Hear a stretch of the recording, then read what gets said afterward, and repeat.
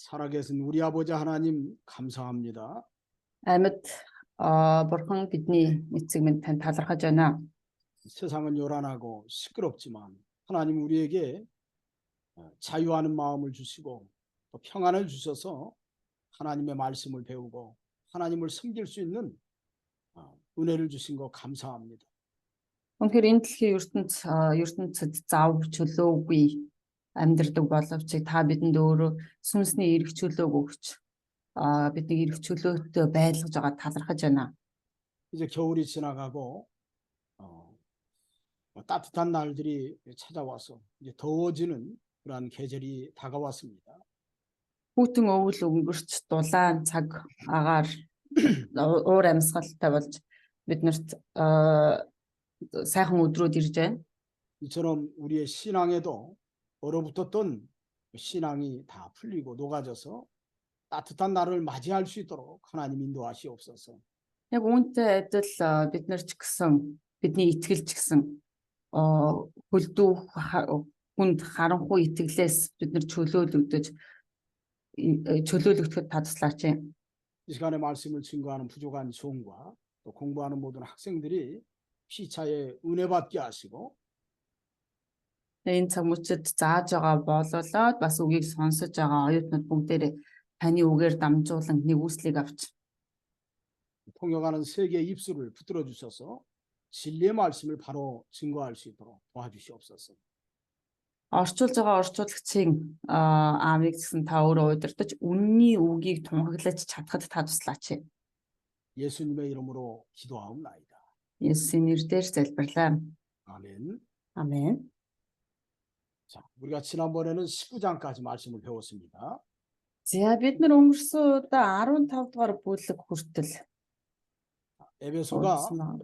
에베소에서 큰 복음의 역사가 일어나고 또 거기에서 일어난 이 데메드리오의 그 사건, 그로 인해 큰 마귀 역사가 나타났어요. За тэгээд бид нар Димитр тийм ээ одоо маш том маш их одоо нэг эсэргүүцэлтэй учирсан байгаа.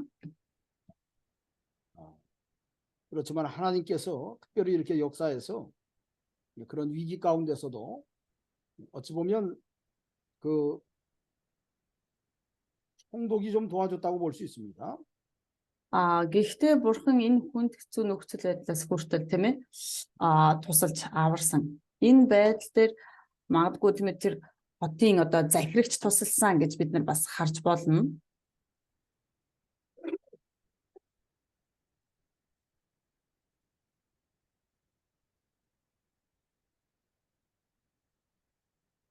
хайсан бэ.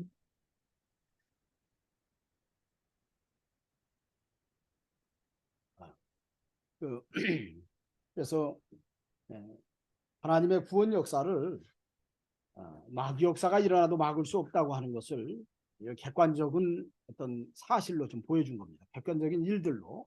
Тэгвэл энэ бодит үйл явдлуудаар дамжуулан сатааны ажил хэрхэн бий болж байна вэ гэдгийг одоо ингээ харуулж өгч байгаа. 어찌 보면 세상의 법도 이 에베소라고 하는 지역에서는 민회라고 하는 또 백성들의 서로 여러 의견을 조율해서 어떤 문제에 대해서 그것을 심리하고 또 그 재판하는 그러한 어떤 정치 제도가 있었던 것 같아요. За тэгээд тэн дээрээс харах юм бол ард түмний тийм ээ одоо тэр үйл явдал тэр хэрэг төвгийг хэрхэн одоо хамаарч хандаж хэрхэн одоо харилцаж одоо хоорондоо ярилцаж шийдэж байгааг бид нар харж байна. 이런 정치 제도를 통해서도 하나님의 구원 운동을 해나가는데 이렇게 섭리하셔서 어찌 보면 사도 바울이 복음을 증거하고 또 곤경에 처했을 때 결코 그 사도 바울을 대적하는 자들이 바울을 핍박하지 못하도록 하나님이 막으셨다는 것을 알 수 있습니다. За тэгээд энэ нөхцөл байдлуудаар дамжуулаад харах юм бол Илч Паулыг тийм ээ одоо эсэргүүцэж байгаа Илч Паулын эсрэг хөдөлгөөн зарлаж байсан хавчиж байсан энэ хүмүүс Илч Паул бурхан хэрхэн одоо Илч Паулыг тэр хүмүүсээс хамгаалж байгааг бид нар харж болно. 이제 20장 1절부터 6절까지 한번 읽어보시죠. За бид нэр сая 16 биш 19 дэх бүлэг байсан ба. За өнөөдөр 2 дугаар бүлгийн 6 дугаар бүтэн. 1절부터 6절까지 한번 읽어보시죠. За 1-ээс 6 дугаар ишлэлийг уншийе. 20 дугаар ишлэлийн 20 дугаар бүлгийн 1-ээс 6. 20-ийн 1-ээс 6. Өмнө намцны дараа Паул дагалдагчдыг дагуулж цуглуулад тэднийг синхруулав. Тэгээд тэдэнтэй салах ёс гүйцэтгэж Македоныг зорин явлаа. Тэр тэдгээр нутгуудаар дамжин өнгөрөхдөө хүмүүсийг ятхан сургасаар Грект хурч ирээд 3 сар болов. Түүнийг Сир руу усан онгоцоор явах гэж байтал юдэчүүд түүний эсрэг хуйлдаж байсан тул тэр Македоноор дамжиж буцахаар шийдэв.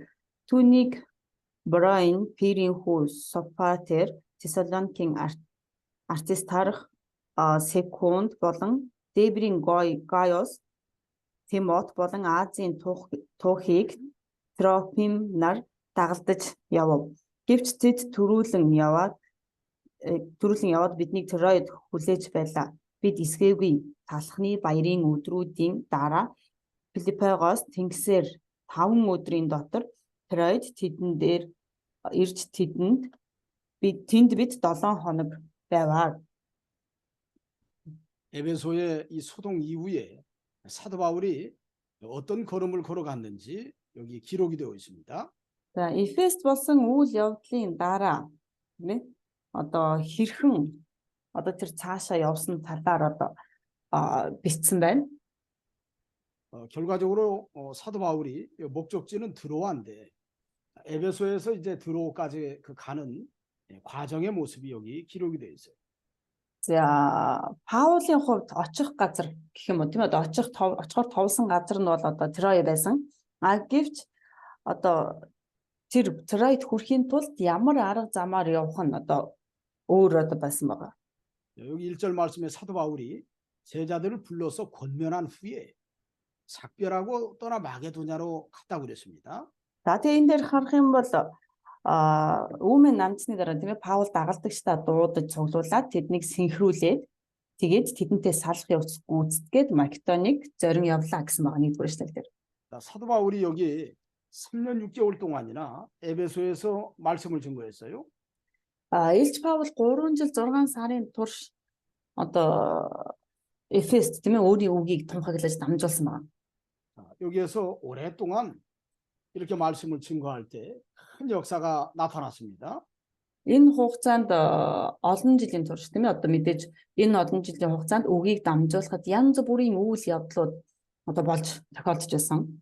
일반적으로 사람들은 머물러 있기를 좋아해요. 왜냐하면 이렇게 에베소에서 큰 부흥의 역사가 있었고 많은 제자가 생겼기 때문에 사람들은 이렇게 부흥하게 되면 제자리에 머물러 있는 사고가 있습니다.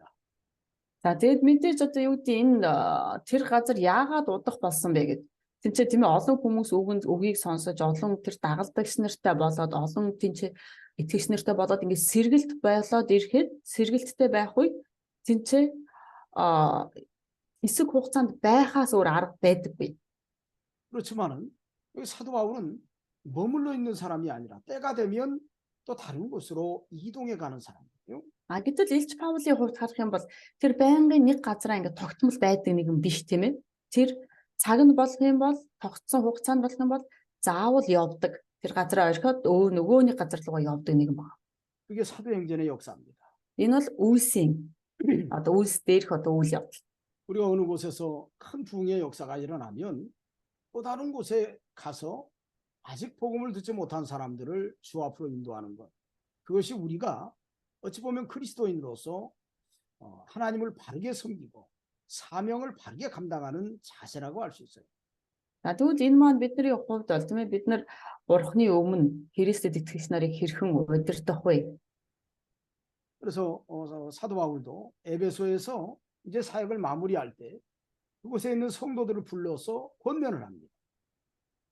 За тэгээд бидний үүрэг бол тийм ээ бид нар гэсэн яваа сайн мэдээ дамжуулах байсан. За тэгвэл Илч Паул тэр яасан бэ гэх юм бол явахынхаа өмнө дагалдагч нараа дуудуулаад тэднэрт одоо тэднэртэй ярилцаж тэднийг одоо синхруулсан гэж байгаа.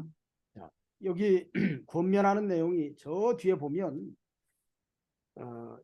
여기 이런 말씀이 있습니다.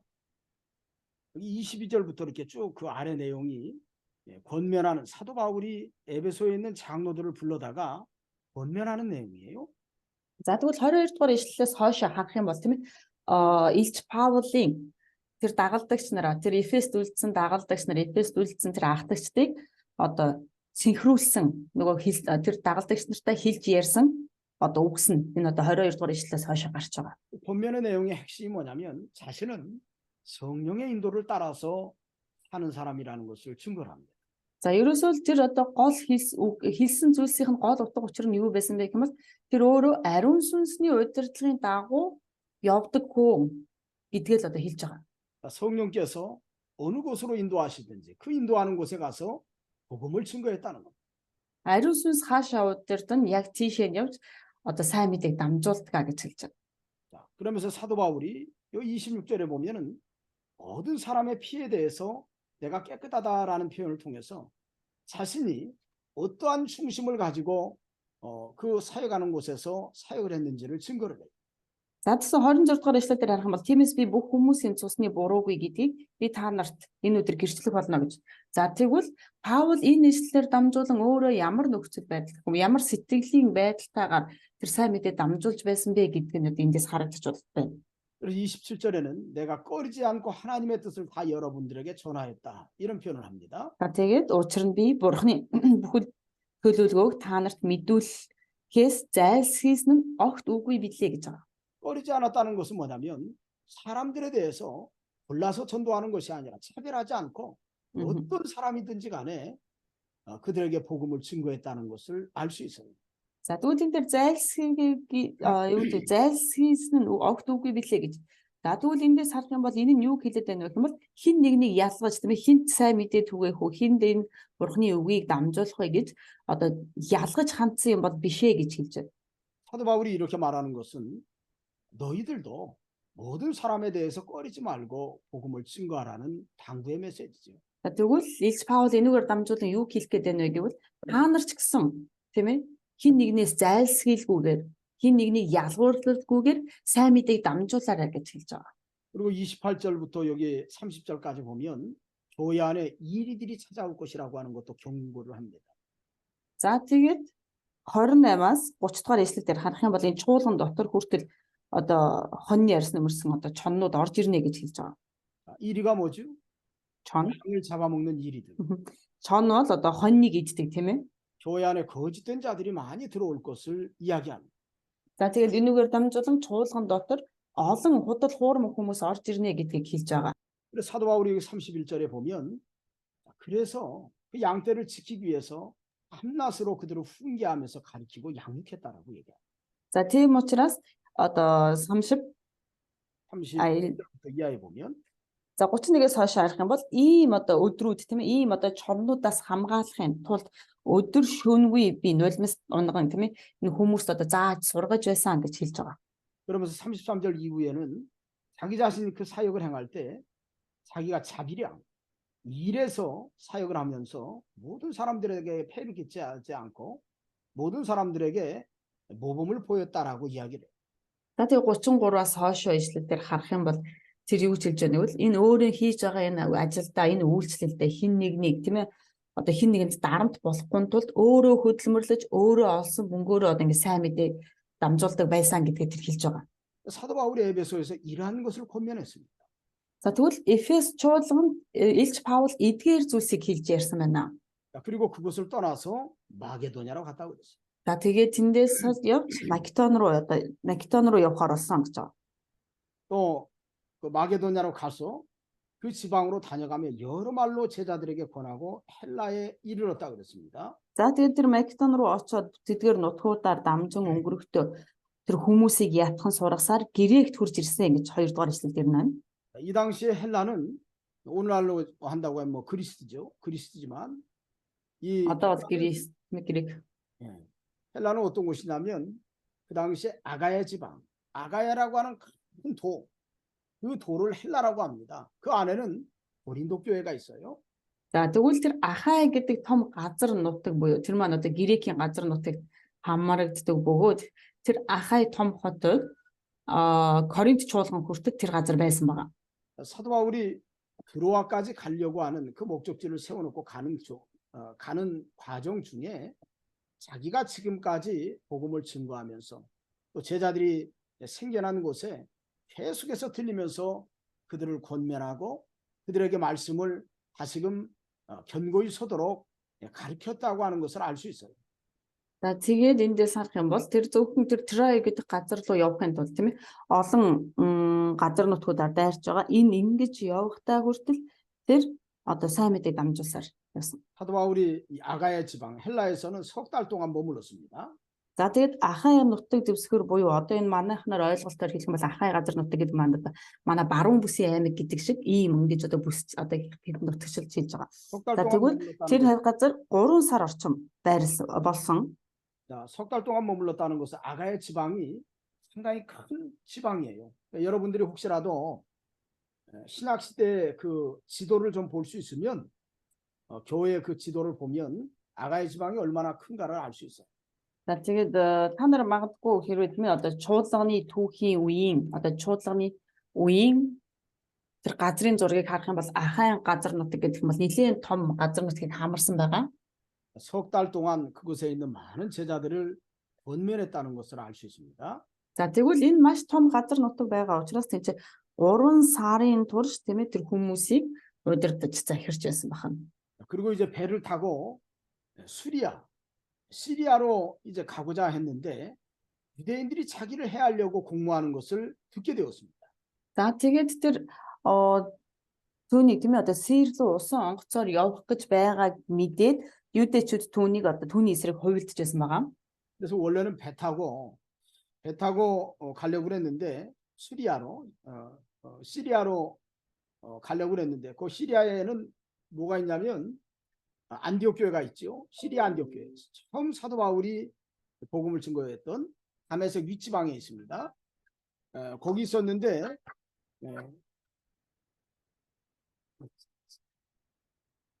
잠깐만요.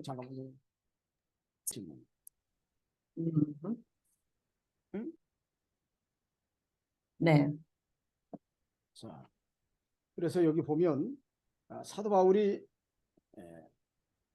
시리아까지 가는데 배를 타고 가려고 그랬단 말이에요. 근데 배를 타고 가려고 하면 그 중간중간에 유대인들이 공모를 해서 틈을 봐가지고 사도 바울을 죽이려고 한다는 소식을 듣게 되었어요.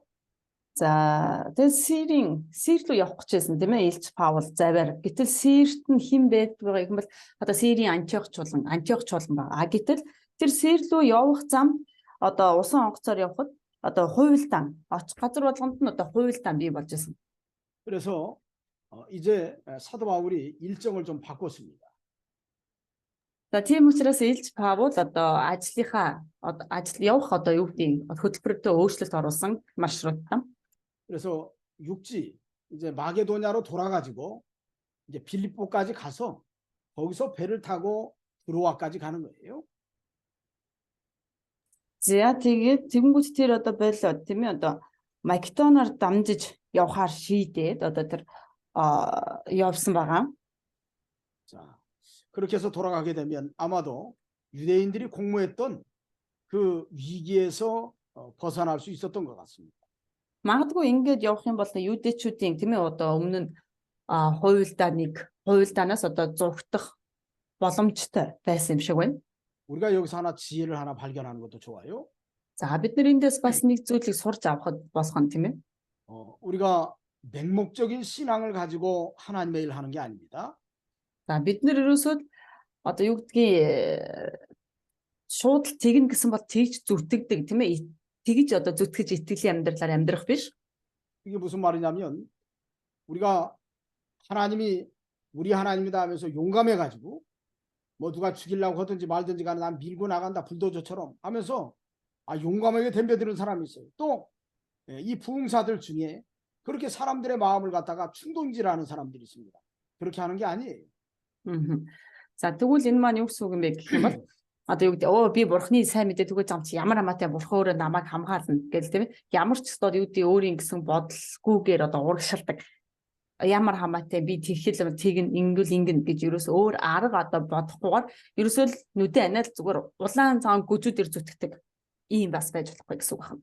사도 바울의 귀에 이런 소리가 들렸다고 할 때는 하나님께서 먼저 이런 악한 자들이 있으니까 그에 대해서 대비하고 피하여 가라고 하는 신호입니다. За тэгвэл хэрвээ тийм ээ одоо ямар нэг аюул учрах гэж байвал тийм ээ одоо бурхан урдчлаа чи чамд ийм аюул тохиолдох гэж байна чи одоо эндээс одоо болгоомжтойгоор яваарай гэж хэлэх юм бол магадгүй өөр арга бодоод явж болох юм. 그렇기 때문에 때로 위기를 만났을 때는 지혜롭게 피하여 가는 것이 어찌 보면 우리 그리스도인의 자세입니다. Гэхдээ биднэрт заримдаа тийм ээ бидэнд аюул учрах юм бол бид нар тэр аюулыг одоо давж гарахын тулд ухаалгаар одоо зөв шийдвэр гаргаж одоо явах хэрэгтэй байна. 불도저처럼 덤벼드는 거 아니에요? Одоо шууд л одоо гүжүүд тийм ээ одоо ингээ урагш зүгээр л одоо ингээ гүжүүдлээ дайраад байж болохгүй. 뱀이 하와를 시험할 때도 불도저처럼 덤벼든 게 아닙니다. За Ева могоо тийм ээ Еваг мэхлэгтэй хүртэл зүгээр л одоо ингээ юу гэдгийг шууд чи ид гэдгээ зүтгээд одоо гүжүүд одоо дайраагүй тийм ээ. 직접 이게 뱀이 하와에게 선악과 따먹어라 그렇게 말하지 않고 동산 중앙에 있는 나무에 따먹지 말라고 하시더냐라고 하면서 슬그머니 이 하와가 견고한 신앙을 가지고 있는지 아닌지를 살짝 터치를 해본 겁니다. 이렇게. 그게 마귀의 술수예요. За тэгвэл сатаны зайл ямар байсан бэ гэх юм бол шууд л одоо Еваг тийм чи энд одоо сайн мөнгө бодуулагч модны мэдүүлэгч модны жимснээс аваад идэх мэ одоо ид мэд гэж дайраагүй харин тэр цэцэрлэгийн голд байгаа сайн мөнгө мэдүүлэгч модны жимснээс идэж болохгүй гисэн үү гэж ирээ тийм ээ одоо залжин аргаар одоо ингэж одоо Ева дээр очсон байгаа. 그래서 뱀같이 지혜롭다고 하는 것은 뭐냐면 우리가 이 마귀가 하와를 속이듯이 우리가 마귀 역사에 대해서도 지혜롭게 분별해서 우리가 행동에 옮겨야 된다고 하는 것을 거기에서 교훈으로 주는 겁니다. За тэгвэл могоо шиг залтай гэж ухаантай гэх юм уу? Залтай. Энэ маань юу гэсэн үг юм бэ гэх юм бол сатан ч гэсэн бид нар дээр одоо ингэж зайл ашиглаж тийм ээ одоо залжин аргаар бид нар дээр ирдэг учраас бид нар тэр сатаны зайл мэхнээс ухаалгаар мултарч гарч чаддаг байх хэрэгтэй гэж хэлж байгаа. 사도 바울이 이렇게 이제 드로아까지 가는 길에 여기 여러 통역자들이 사도 바울과 함께 했습니다. 여기. За Илч Паул Трой хүртэл явхад тийм ээ одоо олон хүмүүс түүнтэй хамт явж байсан байгаа. 자, 여기 베레아 사람 부로의 아들 소바더. За Перон Пирийн хүү Сопатер. 자, 베레아는 어떤 지방이죠? За Беро ямар газар үлээ? 사도 바울이 말씀을 전했을 때 그 말씀을 잘 받아들였던 사람들입니다. За Бероид бол тэр газар нутагт очиж сайн мэдээ дамжуулахад хүмүүс Илч Паулын үгийг маш сайн хүлээж авцгааж байсан байна. 그런가 하면 사도 바울이 전하는 그 말씀이 그런가 하면서 다시 상고했다. 그런 말씀이 있어요. За тэдэн дээр харах юм бол Илч Паулын үгийг тэд нар тийм одоо үнэхээр тийм үү гэдээ одоо лавлан сонсож байлаа гэсэн байдаг. 그래서 여기 17장 11절 말씀에 여기가 돼 있죠. 거기 보면. За тэн дээр харах юм бол 17-гийн 11절. 11-р ишлэлээр байгаа. 11. 이 베레아 사람이 참 어떻게 보면 사도 바울과 동행했다고 하는 것은 그들이 진실한 신앙으로 서 있다고 하는 것을 우리가 알 수 있습니다. За гэтэл тийм ээ одоо энэ Перон хүмүүс одоо хичнээн одоо тийм итгэлсэтэй байсан бэ гэдгийг харах юм бол өнөөдөр энэ Паултай 또 여기 Паултай хамтайгааг харахаас бид нэр харж байгаагаас бид нэр мэдж болно. 또 데살로니가 사람 아리스다고와 세군도와 여기 데살로니가 사람이라고 그랬어요. 아리스다고 세군도. За энэ дөр Теsalоникийн Аристарх, Секунд болон гэж хэлж байгаа. 데살로니가 교회도 아주 좋은 교회입니다. За Теsalоник чуулганы хувьд ч гэсэн маш сайн чуулган. 자, 이 데살로니가 교회 사도 바울이 데살로니가 전서에 보면 그 교회에 대해서 아주 기쁨을 가지고 편지하는 내용을 알 수 있어요.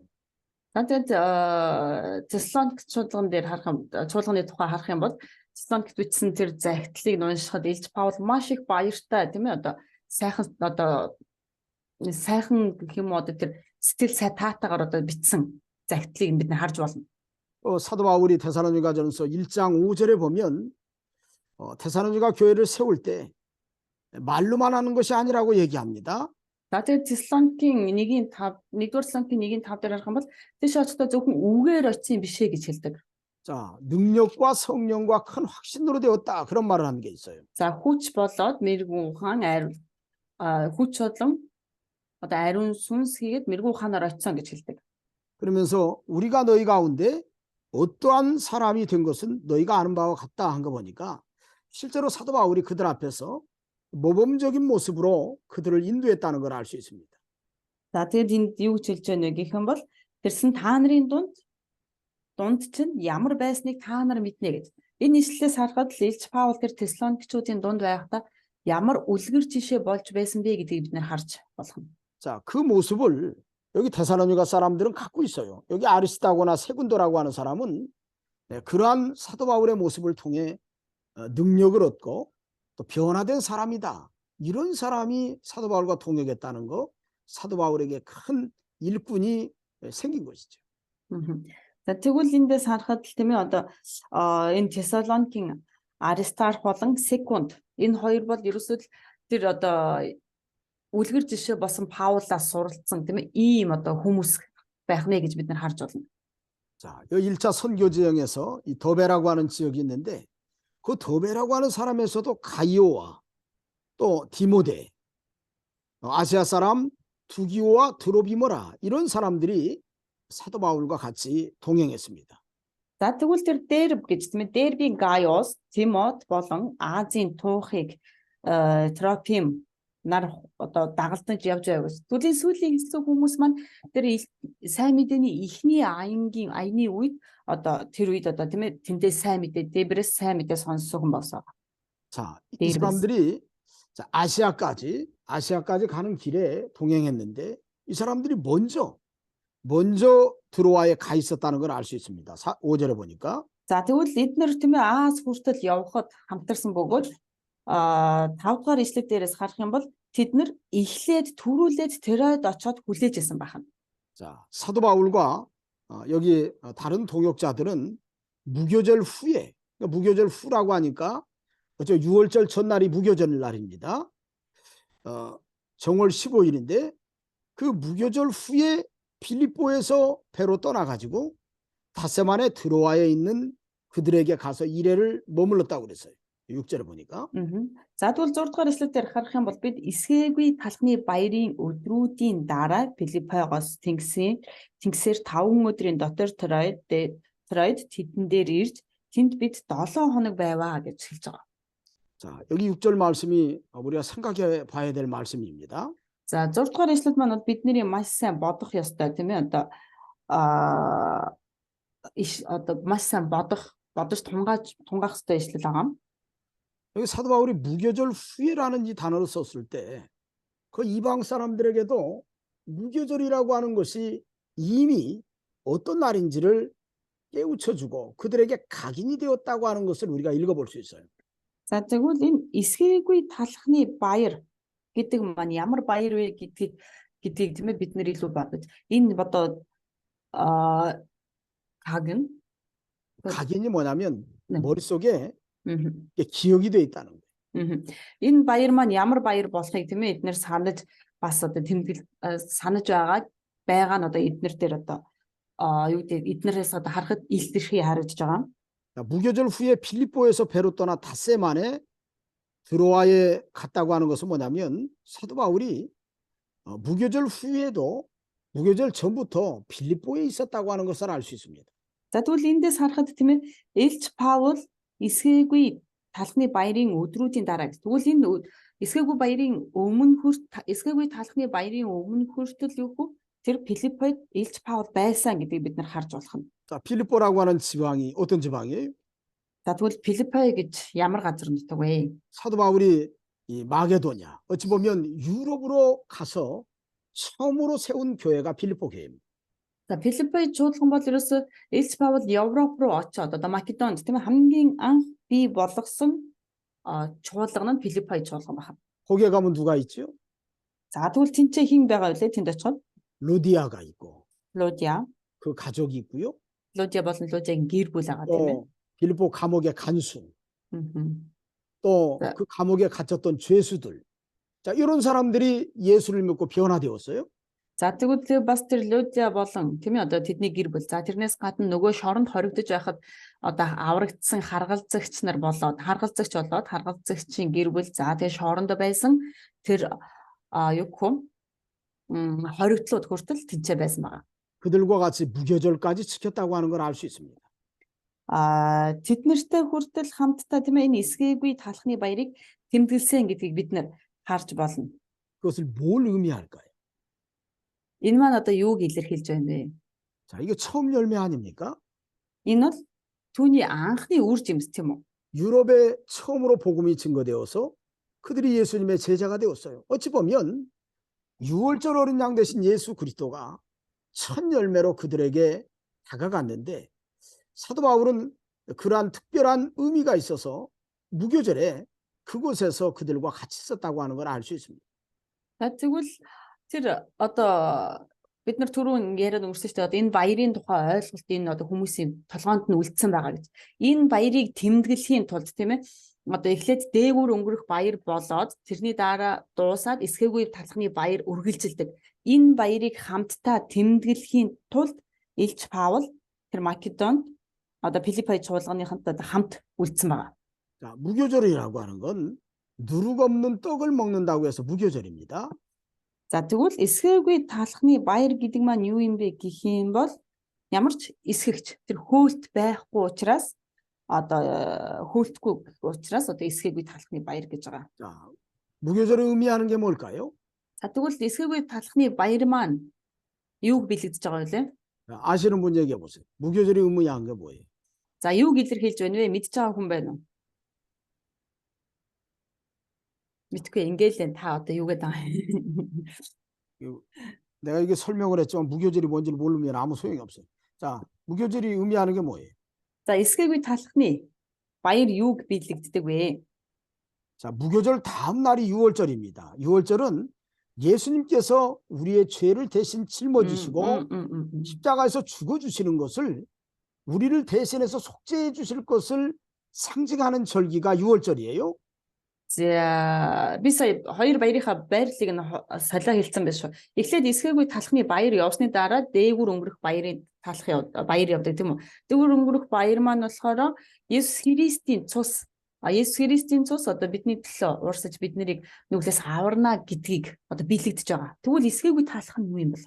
무교절은 자, 그 유월절 어린 양 되신 예수 그리스도가 그의 합당한 자격을 갖추고 있다는 것을 보여주는 중요한 메시지가 담겨 있습니다. Эсгээгүй талх маань болохоор юу хэлж байна гэх юм бол тэр дээгүүр өнгөрөх баярын бяцхан хураг болох Есүс Христ бол одоо тэр хамгийн зөв зохистой гэхүү одоо тэр цусаа урсгахад хамгийн тохирсон зөв зохистой одоо хураг муу юм а гэдгийг одоо хэлж өгч байгаа. 그것은 예수 그리스도께서는 죄가 없으시다라고 하는 것을 교훈하는 중요한 절기예요. Энэ бол Есүс Христ бол ямар ч гим нүгэлгүй юм а гэдгийг сургаж хэлж байгаа ийм чухал баяр байна. 그래서 누룩 없는 빵을 이렇게 만들어서 먹는 겁니다. За тийм учраас энэ баяраар юу хийдэг вэ гэхээр эсгээгүй талхыг хийдэг байна. Ямар ч одоо эсгэгчгүй. 자, 누룩을 넣으면은 빵이 막 부풀잖아요. За эсгэгч хийх юм бол талх ингээл хөөгөөл томорчин тийм ээ. 그러나 누룩을 넣지 않으면 빵이 부풀지 않습니다. харин эсгэгч хийхгүй бол талх бол хөөдөггүй. 예수 그리스도의 완전하신 모습은 죄가 없는 모습이에요. Есүс Христийн тэр төгс дүр төрх одоо байдал бол гим нүгэлгүй байх нэ. 속죄의 사명을 감당하기에 합당한 자격을 가지고 계신다라는 걸 알 수 있습니다. Өршөөлийг тийм ээ өршөөлийн одоо тэр үүргийг гүйцэх өршөөлийн тахилын үүргийг гүйцэтгэхэд хамгийн тохиромжтой нэг юм а гэдгийг одоо хэлж байгаа. 자, 그래서 특별히 사도 바울이 필립보에서 무교절을 지냈다고 하는 것은 그래서 의미가 있는 거예요. За тийм учраас Илч Паул тэр Филиппойд тийм ээ эсгээгүй талхны баярыг одоо хамтдаа өнгөрөөсөн гэдэг нь ийм одоо чухал одоо утгатай байх нэ. 예수 그리스도가 구세주로서 완전하신 모습을 가지고 있다는 것을 필립보 교인들에게 더욱더 같이 하면서 확신을 시켜주고 또 깨우쳐줬다고 하는 것을 우리가 읽어볼 수 있는 거예요. Эндээ санах юм бол Есүс Христ бол жинхэнэ одоо тийм ээ аврагч эзэн муу юм а гэдгийг тэднэрт батлаж өгч бас тэднэрт ойлгуулж өгч байгаа юм а гэдгийг бид эндээс харж болох нэ. 자, 여기서 떠나가지고 닷새 만에 드로아에 있는 제자들을 만나가지고 거기서 7일을 머물렀다고 그랬습니다. За тэгээд Филиппегоос хөдлөөд 5 хоногийн дараа 5 өдрийн дотор Троид ирээд тэр тэнцээ дагалдагч нартайгаа хамт 7 хонсон байх нэ. 여기 7절로 12절 한번 읽어보세요. За 7-оос 12 дугаар ишлэл 7-оос 12 7 хоногийн эхний өдөр талах хуваахаар хамтдаа цуглах үед Паул маргааш явхаар шийдтэн тэдэнтэй ярилцсан шүн дунд болтол яриагаа үргэлжлүүлжээ. Бидний цугласан дээд өрөөнд олон дэлгөө байлаа. Тэнд ютуух гэгч нэгэн залуу цонхны давцан дээр суун гүн нойрсов. Паулыг ярьж байхад нойрондоо дийлдэн 3 давхраас унцхав. Очиход тэр нас барсан байлаа. Харин Паул бууж ирж түүнийг тэврэн хөвтөд бүүзов. Тэр амьд байна гэлээ. Тэгээд дээш гарч талах хуваан идэж хүмүүстэй ярилцсаар үүр цайлгав. Дараа нь замд гарлаа. Нөгөө залуу амьд байгаад тэдний санаа ихэд амарчээ. 자, 여기 사도 바울이 드로아에서 7일 동안 머물면서 사역을 했는데 여기서 뭘 했느냐면 우리가 떡을 때려 하여 모였더니 바울이 이튿날 떠나고자 하여 그들에게 강론할세 말을 밤중까지 계속했다고 그랬습니다. 이게. За тэгээд энэ дээр харах юм бол 7 хоногийн эхний өдөр талах хуваалцгаар хамтдаа цуглахад Паул маргааш явах гэж байгаагаа хэлсэн гэв. За тэгээд шүн дунд болтол яриагаа үргэлжлүүлжээ гэсэн байна. үргэлжлүүлсэн гэж. 자, 그 주간의 첫날 아마도 오늘날로 친다고 하면 월요일 날이겠죠. 보통 첫날을 주일날이라고 할 수 있습니다. 첫날인가 주일날. За тэгвэл 7 хоногийн эхний өдөр гэж. Энэ эхний өдрийг ямар өдөр вэ гэх юм бол одоогийн тооллоор үзэх юм бол одоо бүтэнсэ өдөр буюу эзний өдрийг хэлж байгаа. 주일날 모여서 우리가 떡을 때려 하여 모였다는 것은 주일날 모여서 그리스도의 말씀을 듣고 그 말씀에 대해서 다시 증거하는, 오늘날로 얘기한다고 하면 예배를 드렸다고 하는 것을 우리가 생각하면 이해가 쉬울 수 있어요. За тэгвэл энэ дээр 7 хоногийн эхний өдөр талах хуваахаар хамтдаа цуглах үед гэж. За талах хуваахаар гэж байхыг бодвол бид нар талах хуваагаад суухдаа Бурхны үгээс хуваалцж байгаа тийм ээ. Гэхдээ энийг ингээ бид нэр ингээ харах юм бол тэр үед өнөөгийнх шиг одоо мөргөлийн одоо дэг жай гэж байхгүй тийм ээ. Гэхдээ энэ өдөр мөргөл өргөсөн гэж бид нар харж байна. 자, 사도 바울이 그 지역에서 그 이튿날 떠나고자 했기 때문에 사도 바울은 떠나기 전에 그곳에 있는 제자들에게 말씀을 가르쳐 주려고 밤 늦게까지 이렇게 말씀을 증거했습니다. За тэгээд маргааш нь явах гэж байгаа учраас Илч Паул тийм ээ одоо тэр газар байгаа өөрийнхөө шавнырыг цуглуулад тэр шүн дунд болтол нийлэн орой болтол хамтдаа сайн мэдээ тэднэрт одоо Бурхны үгийг дамжуулсан гэж хэлж байгаа. 근데 그 집은 다락이 있었던 것 같아요. 다락이.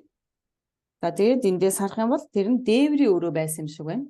그러니까 어찌 보면 1층, 2층 이렇게 큰 다락이 있었는데 좀 높았었던 것 같습니다. За тэгээд тэр дээврийн өрөөнөөс нь харах юм бол 1 давхар, 2 давхар гэдэг нь 3 давхар нийлээ өндөрт суудаг байсан юм шиг байна. 자, 등불을 많이 켜고 거기에서 말씀을 듣고 있었는데 여기 구절에 보니까 유두구라고 하는 청년이 창에 걸터 앉아 있다가 깊이 졸더니 바울이 강론하기를 더 오래하며 졸음을 이기지 못하여 3층에서 떨어지거늘 일으켜보니 죽었다. 이런 말씀이 있어요. За тэгсэн тэнцээ тийм ээ одоо дэлгүүний өрөө, дээд өрөөнд одоо олон дэлгүү байсан гэд. 9-р ишлэлээр тэнд ютуух гэгч нэгэн залуу цонхны тавцан дээр суунгүн нойрсов. Паулыг ярьж байхад нойрондоо дийлдэв 3 давхраас унчихва гэсэн байна. 자, 그 윗다락의 높이가 3층이라고 하는 거 보니까 다락이 1개 다락, 2개 다락, 3개 다락이니까 상당히 높은 위치에 있었다고 하는 것을 알 수 있어요. За тэгвэл одоо энэ энэ 3 давхар гэдэг чинь одоо нэлийн өндөр гэсэн үг шүү дээ тийм үү? Өндрөөс одоо 3 давхар байна гэдэг чинь одоо нэлийн өндөр одоо байсан гэсэн үг. 대략적으로 그 유태인들의 그 집 구조를 보면 보통 한 높이가 한 3m 정도 된다고 그래요. 3m 한 층이. 한 층이. За тэгвэл одоогийн гэхгүй ер нь бол юудэчүүдийн гэрийн одоо нөхцөл байдлыг харах юм бол 1 давхар нь л одоо бараг 3 метрийн өндөртэй байдаг гэж байгаа. 그러니까 여기 높이가 한 9m 정도 된다고 생각해 볼 수 있어요. Тэгвэл эндээс 3 метр гэх юм бол 3 давхар чинь 9 метр өндөртэй гэж бид нар ойлгож байна. 거기서 유두고가 이 어찌 보면 그 거기 창에 걸터 앉아 있었습니다. 창에 걸터 앉아 가지고서 거기서 말씀을 듣고 있었는데 사도 바울이 늦게까지 말씀을 전하니까 피곤해서 졸았단 말이에요. 졸다가서 떨어진 거예요. Гэтэл тэр 3 давхарт тийм ээ одоо цонхны давцсан дээр ютуух сууж байсан байгаа цонхны давцсан дээр. Паул шөнө орой болтол нэлээд удаан тэр үгийг дамжуулсан учраас тэр ядраад унтаад өгсөн. 자, 그런데 죽었습니다. Гэтэл буугаад очиод үзсэн чинь үхсэн байна. 자, 말씀을 증거하는데 말씀 듣다가 떨어져 죽으면 마귀 역사가 크게 올 수 있어요.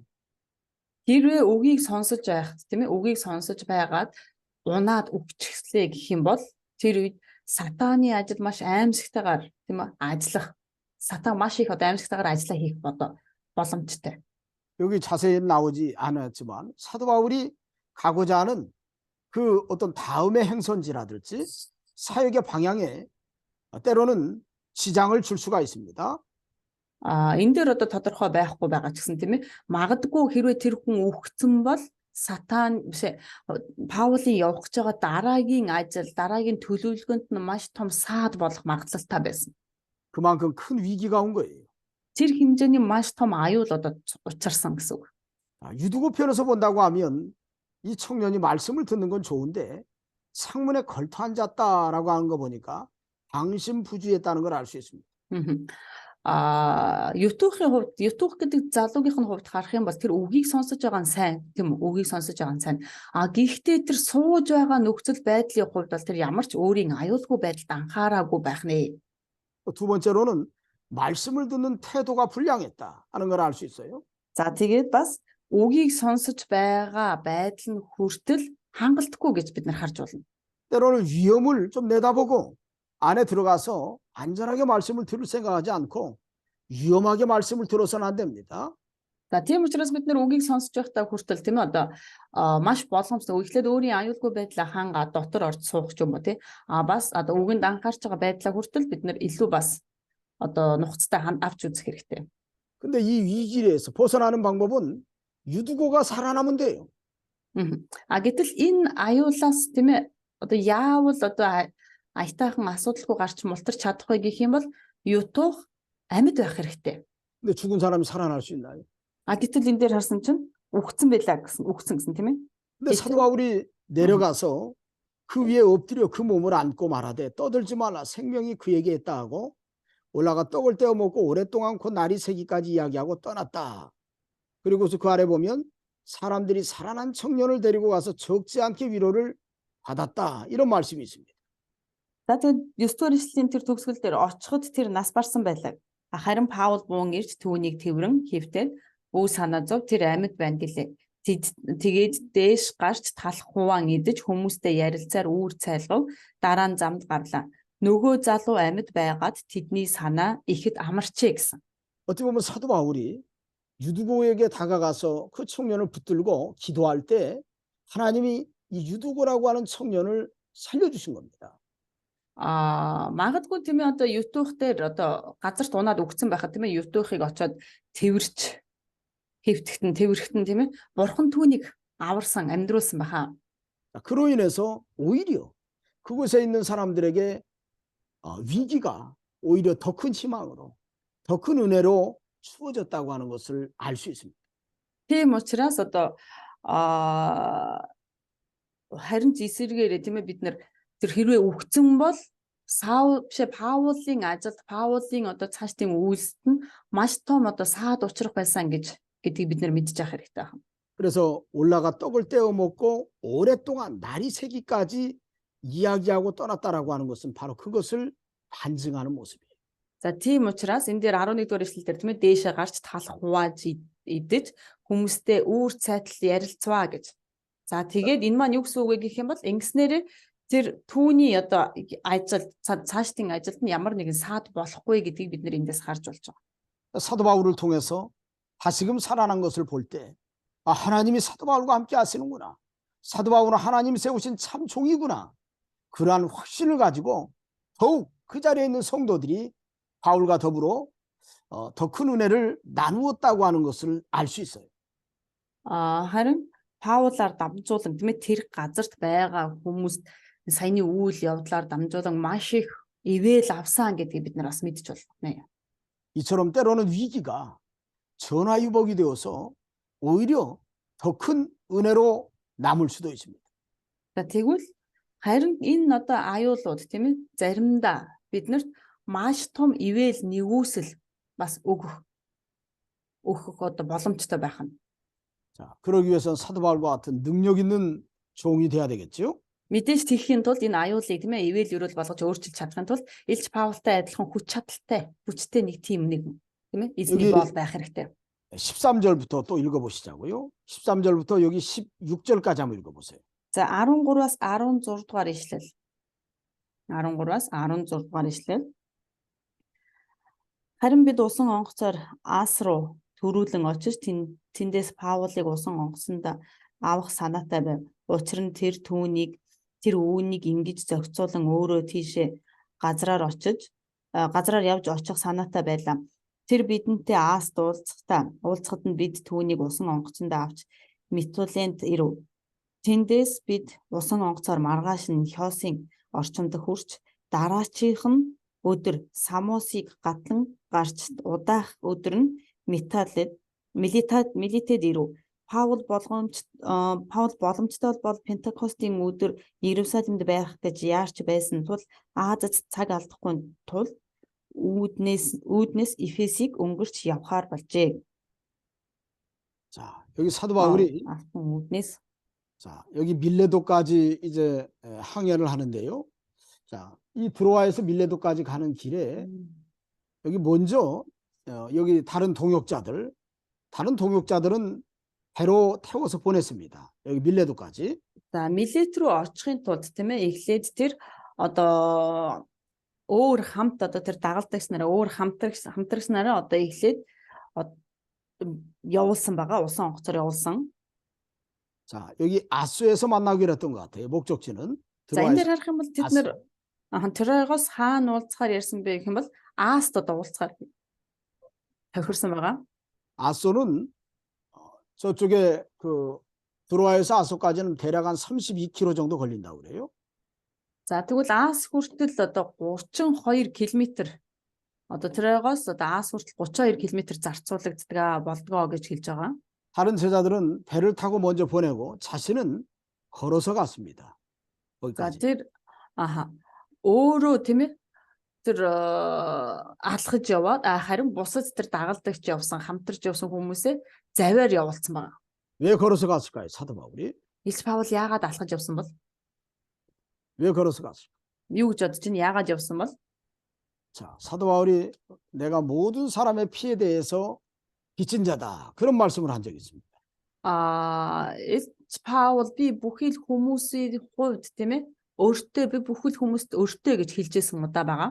자, 사도 바울은 어떻게든지 간에 많은 사람들을 주 앞으로 인도하는 것이 사도 바울의 중심이에요. Илч Паулын хүсэл тэр бодол санаа нь юу байсан бэ гэх юм бол олон хүмүүсийг эзэн рүү хөтөлж ирэх нь бол түүний одоо хүсэл эрмэлзлээсэн байна. 그가 아소까지 걸어서 갔다는 것은 가는 도중에 또 다른 사람들을 만나서 전도하고 또 다른 사람들을 가르쳤다고 하는 것을 알 수 있습니다.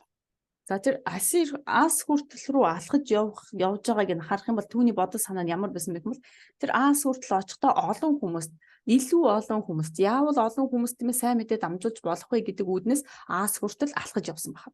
때를 어떤지 못 어떤지 복음을 증거하는 거 이것이 어떻게 보면 사도 바울이 몸에 배어 있는 습관이라고 할 수 있습니다. Цагаа олсон уу олоогүй байна уу хамаагүй тийм ээ Илч Паул ерөөсөө сайн мэдээ дамжуулахыг л өөрийн одоо биедээ бүр ингээд зуршил болгоцсон байсан. 자, 바울이 아수에서 여기 제자들을 만났습니다. 거기 동역자들을 갖다 만났어요. Аст очоод тийм ээ одоо өөрийнхөө хамтрагчуудтай уулзсан. 자, 거기서 배를 타고 미둘레네라고 하는 곳으로 갔습니다. 항구, 미둘레네 항구. За тэгээд тэндээсээ заваар одоо Митулен гэдэг газар руу явсан байгаа. 그리고 거기서 떠나가지고 이틀이 지나서 기오 앞에 왔다고 했어요. 기오라고 하는 곳에 왔어요. За тэгээд 2 хоногийн дараа Хёгийн орчинд ирсэн гэж байна. Хёсийн орчинд ирсэн гэж. 또 그 다음 날은 사모에 들렸습니다. 사모. За тэгээд дараа нь Хёсийн дараа болохоор Самост очсон. 그리고 그 다음 날 또 밀레도에 도착했습니다. 예? За тэгээд дараа нь болохоор хаана очсон бэ гэх юм бол Милетэд очсон байх нэ. Милетэд. 자, 여기 사도 바울이 이렇게 밀레도에 어찌 보면 아수에서부터 한 3일째 되는 날 도착했는데 어떻게든지 간에 사도 바울이 이런 행로를 취한 것은 아시아에서 시간을 더 지체하지 않기 위해서 16절에 보니까 그 말씀 있는 것처럼 아시아에서 시간을 지체하지 않고 다음 사역지까지 빨리 가고자 하는 간절한 마음이 있었기 때문입니다. За тэгвэл ийм одоо яагаад ийм 3 хоногийн дотор ингээ гялс яваад ирчихвэ гэх юм бол тэр тийм ээ одоо Азад удаж тэр цаг алдахгүй тул одоо маш хурдтай одоо явж байсан байх нь. 자, 그곳은 어디냐면 예루살렘이에요. За тэгээд тэр хаашаа очихыг хүссэн бэ гэвэл Иерусалим руу очихыг хүсэж байсан байх. 자, 이제 이방인 사역을 좀 어느 정도 접고 다시 예루살렘으로 돌아가려고 하는 사도 바울의 중심이 있었습니다. Хар үндэстнүүдийн үйлчлэлээ тийм ээ одоо төр зогсоогоод буцаад тэр Иерусалимд очихыг хүссэн байгаа. 그래서 오순절 전까지 예루살렘에 도착하기 위해서 이렇게 일정을 좀 어떻게 보면 효과적으로 이렇게 하기 위해서 이렇게 사도 바울이 배를 타고 이렇게 3일 만에 밀레도까지 도착했던 겁니다. За ингээд Пентекостын өдрөөс өмнө тийм ээ Иерусалимд очихын тулд тэр ерөөсөө маш хурдтай гэх юм одоо төлөвлөгөө одоо маш давчуу зохиогоод тэр 3 хоногийн дотор Асаас одоо эхлээд 3 өдрийн дотор л одоо Милетэд ирсэн байгаа. 그래서 16절에 바울이 아시아에서 지체하지 않기 위하여 에베소를 지나 배 타고 가기로 작정하였으니 이는 될 수 있는 대로 오순절 안에 예루살렘에 이르려고 급히 가미르라 이런 말씀이 있어요. За тэгсэн 16 дугаар эшлэл дээрээс харах юм бол Паул боломжтой бол Пентекостын өдөр Иерусалимд байх гэж яарч байсан тул Азад цаг алдахгүй үүднээс Эфесийг өнгөрч явхаар болжээ гэсэн байна. 오순절 안에 에베소 예루살렘에 가서 자기 동족들에게 복음을 전하고 또 그곳에서 사도 바울은 로마에까지 4차 선교 여행을 준비하고 있었다는 것을 나중에 뒤에 보면 우리가 알 수 있어요. Надад бид нэр ингээд цаашлаад ингээд харах юм бол Эфест одоо оролгүйгээр тийм ээ одоо маш хурдтай Иерусалимээр очиж тэр Пентекостын өдөр Иерусалимд байхыг хүсснээрээ тэнд Иерусалимд очсноороо тэр дараагийн аян буюу сайн мэдээний дөрөвдөх аянаа төлөвлөж байсан юм байна гэдгийг бид нэр дараагийн бүлгүүдээс бид нэр харж болно. 그래서 사도 바울이 아시아에서 사역을 빨리 마감을 하고 이렇게 서둘러서 여기 아소, 미둘레네 또 밀레도까지 이르러서 예루살렘에 가려고 했던 겁니다. За тэгээд Асаас эхлээд тийм ээ одоо Иерусалимд одоо маш хурдан очихын тулд Асаас эхлээд тэр Митулен, Самос болон Милетэд ингэж 3 өдрийн дотор одоо энэ 3 хотыг одоо дайрч өнгөрсөн байна. 여기 잠깐 쉬었다가 우리 하시자고요, 이제. За бүгдээрээ түр амарчаад үргэлжлүүлье. 네. 17절부터 우리 여기 38절까지 한번 쭉 읽어 봅시다. 자, 여기 왜 안 돼, 이게? 색이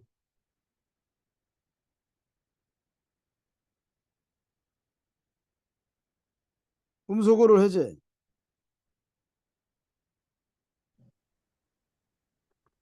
Үсэг авчудагч байхгүй гэсэн мэн. Байна дуун нэт нь гацаад байгаа юм шүү.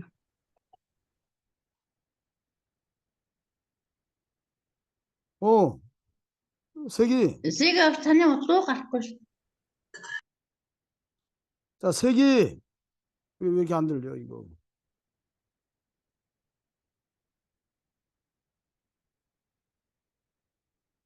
색이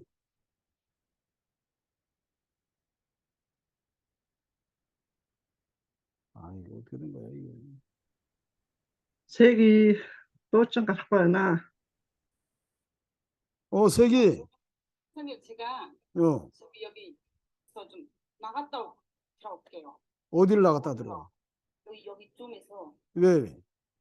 그렇지 않으면 여기 지금 이어폰은 가져가가지고 그랬더니 저 음소가 좀 들리진 않아요. 그러니까 이어폰은 누가 가져갔어? 아이 지금 여기 강의하는데 빨리 가져다 줘 그냥. 지금 빨리 나갔다 올게요. 아이 지금 그렇게 하는 게 어딨어 지금 이게 강의 하게 됐는데 지금. 저기 기록을 좀 중지하시면 죄송해요.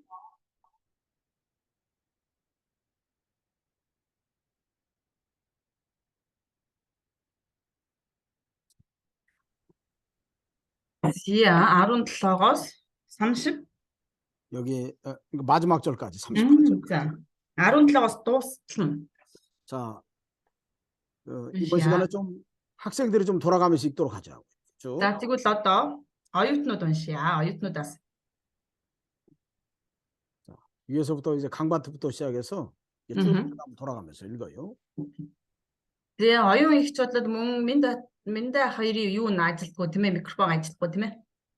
Тэгээ байхгүй. Тэгэхээр гамбаа ахаас ихсүүлээд мөнх сайхан ихчгээд тэгээд атрагч гэрлээгч гээд хоёр ишлэлээр уншаад ахиад гамбаах мөнх сайхан ихч атрагч гэрлээгч гээд ингээ хоёр ишлэлээр тойроод уншия за. 17-оос 38 дугаар ишлэл хүртэл. Тэр мэлийчээс ихээс рүү хүн илгэн чуулганы ахлагчдыг дуудуулав. Тэдний ихэд тэр Азад хүлээсэн анхны өдрөөсөө ихсэн та нартай бүхэл хугацааны дурш миний ямар байсныг та нар мэднэ. Би эзэнт даруй зангаар болон нулимсан дунд юудэчүүдийн далдуур хувилдааны улмаас надад тохиолдсон зовлон дунд үйлчилж байсан. Та нарт тусдаа гэсэн болгоныг огоороогүй, та нарт нийтчин болон айлаас айлд сургаж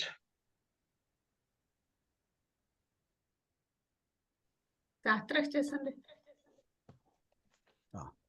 За гэрлээгч уншиж. Бурхны өмнөх гэмшил бидний эзэн Есүс Христэд итгэх тухай иудейчүүд болон грекүүдэд гэрчилсэн үздүгэ. Идүүгээ би Иерусалим руу сүнсээр хүлүүлэн явж байхдаа ч надад тэнд юу тохиолдохыг мэдэхгүй. Атрагч унших боломж байхгүй. Зөвхөн хүлээс болон зовлон намайг хот бүрт хүлээж байгаа гэдгийг ариун сүнс надад гэрчилдэг. Гэвч би Бурхны нэгүүлслийн сайн мэдээг гэрчилж эзэн Есүсээс хүлээн авсан үүрэг албаа гүйцээхийн тулд өөрийн амийг юмн чинээ бодлогүй явж ирсэн. Харин одоо За би хідээс унших. доош чинь явж хаашид явсан миний царайг та бүгд батлан харахгүй би мэдээ. За бусад нь хаагарыг. 자, Бүх хүмүүсийн тусгай буруугүй гэдгийг би та нарт энэ үлдэр гэрчилж байна. Учир нь би Бурхны бүхэл төлөвлөгөөг та нарт мэдүүлэхээс зайлсхийсэн огт үгүй билээ. Бурхан өөрийн цусаар өөртөө худалдан авсан Бурхны чуулганыг хариулуулахаар ариун сүнс та нарыг харгалзагч болгосон бөгөөд та нар өөртөө болон бүх сүрэгт анхаарал тавь. За 29 дугаар ишлэлээс Намайг явсны дараагаар сүргийг үл өршөөх хэрцгий чоннууд та нарын дунд орно гэдгийг би мэдэж байна. Та нарын дундаас ч дагалдагчдыг өөрсдөө татах гажууд зүйлсийг заах хүмүүс гарч ирнэ. Атраа 31-ээс Иймээс 3 жилийн турш өдөр шөнөгүй хүн хүрийг нулимс болгон дасралтгүй сэнхүүлж байсныг минь санал дурсаж тэрэмжтэй байсан. Идүүгээ та нарыг босгон ариусгасан Бурхныг хамт өв залгамж өгөх чадaltaй бурханд ба түүний нэгүслийн үгэнд би та нарыг даатгаж байна. Хэний ч мөнгө эсвэл алт хувцас хунарт би шунахгүй.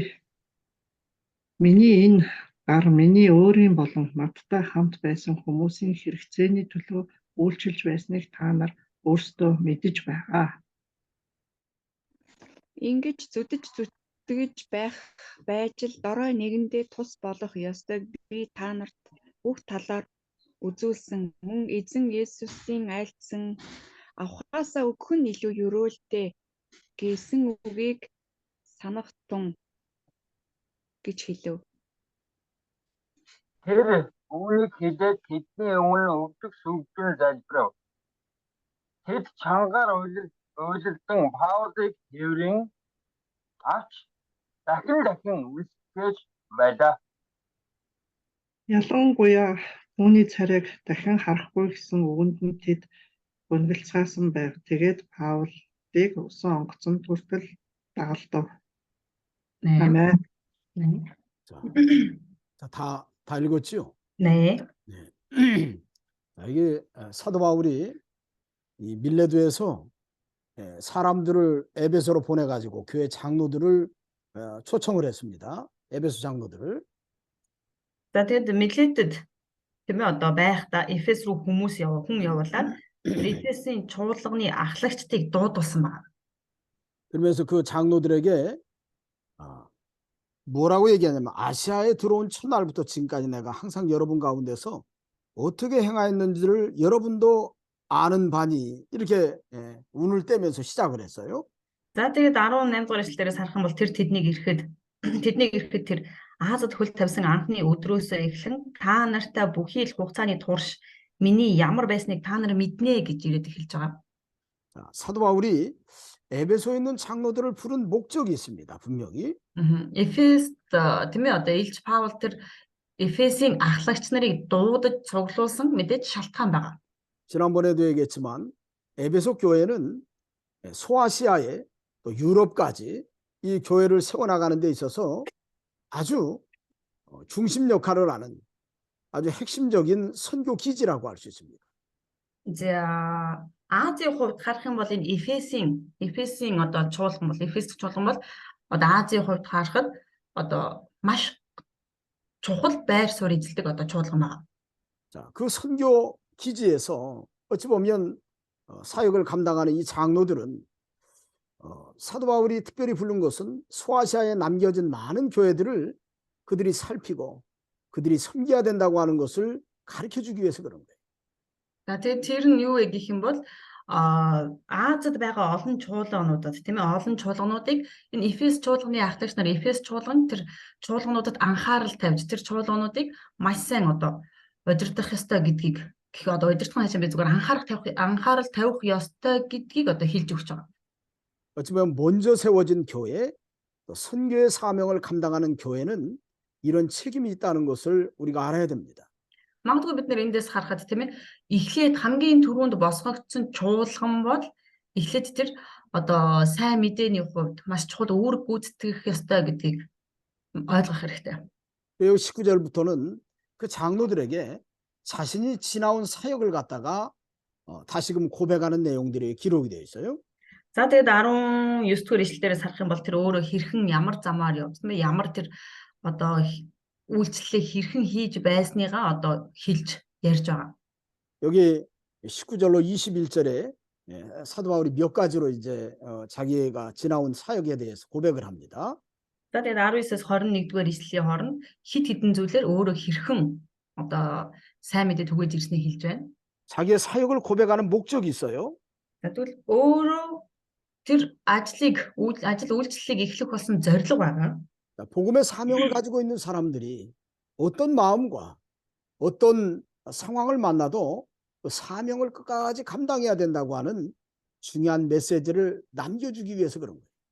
За тэгвэл сайн мэдээний үүргийг хүлээн авсан хүн тийм ээ энэ сайн мэдээнд ямар чухал үүрэгтэй вэ, ямар чухал байр суурьтай вэ гэдгийг ойлгуулахын тулд одоо энэ ч хэлж өгч байгаа. 자기를 자랑하거나 자기가 지나온 삶에 대해서 나 이거 좀 알아주시오. 하고 이야기하는 게 아닙니다.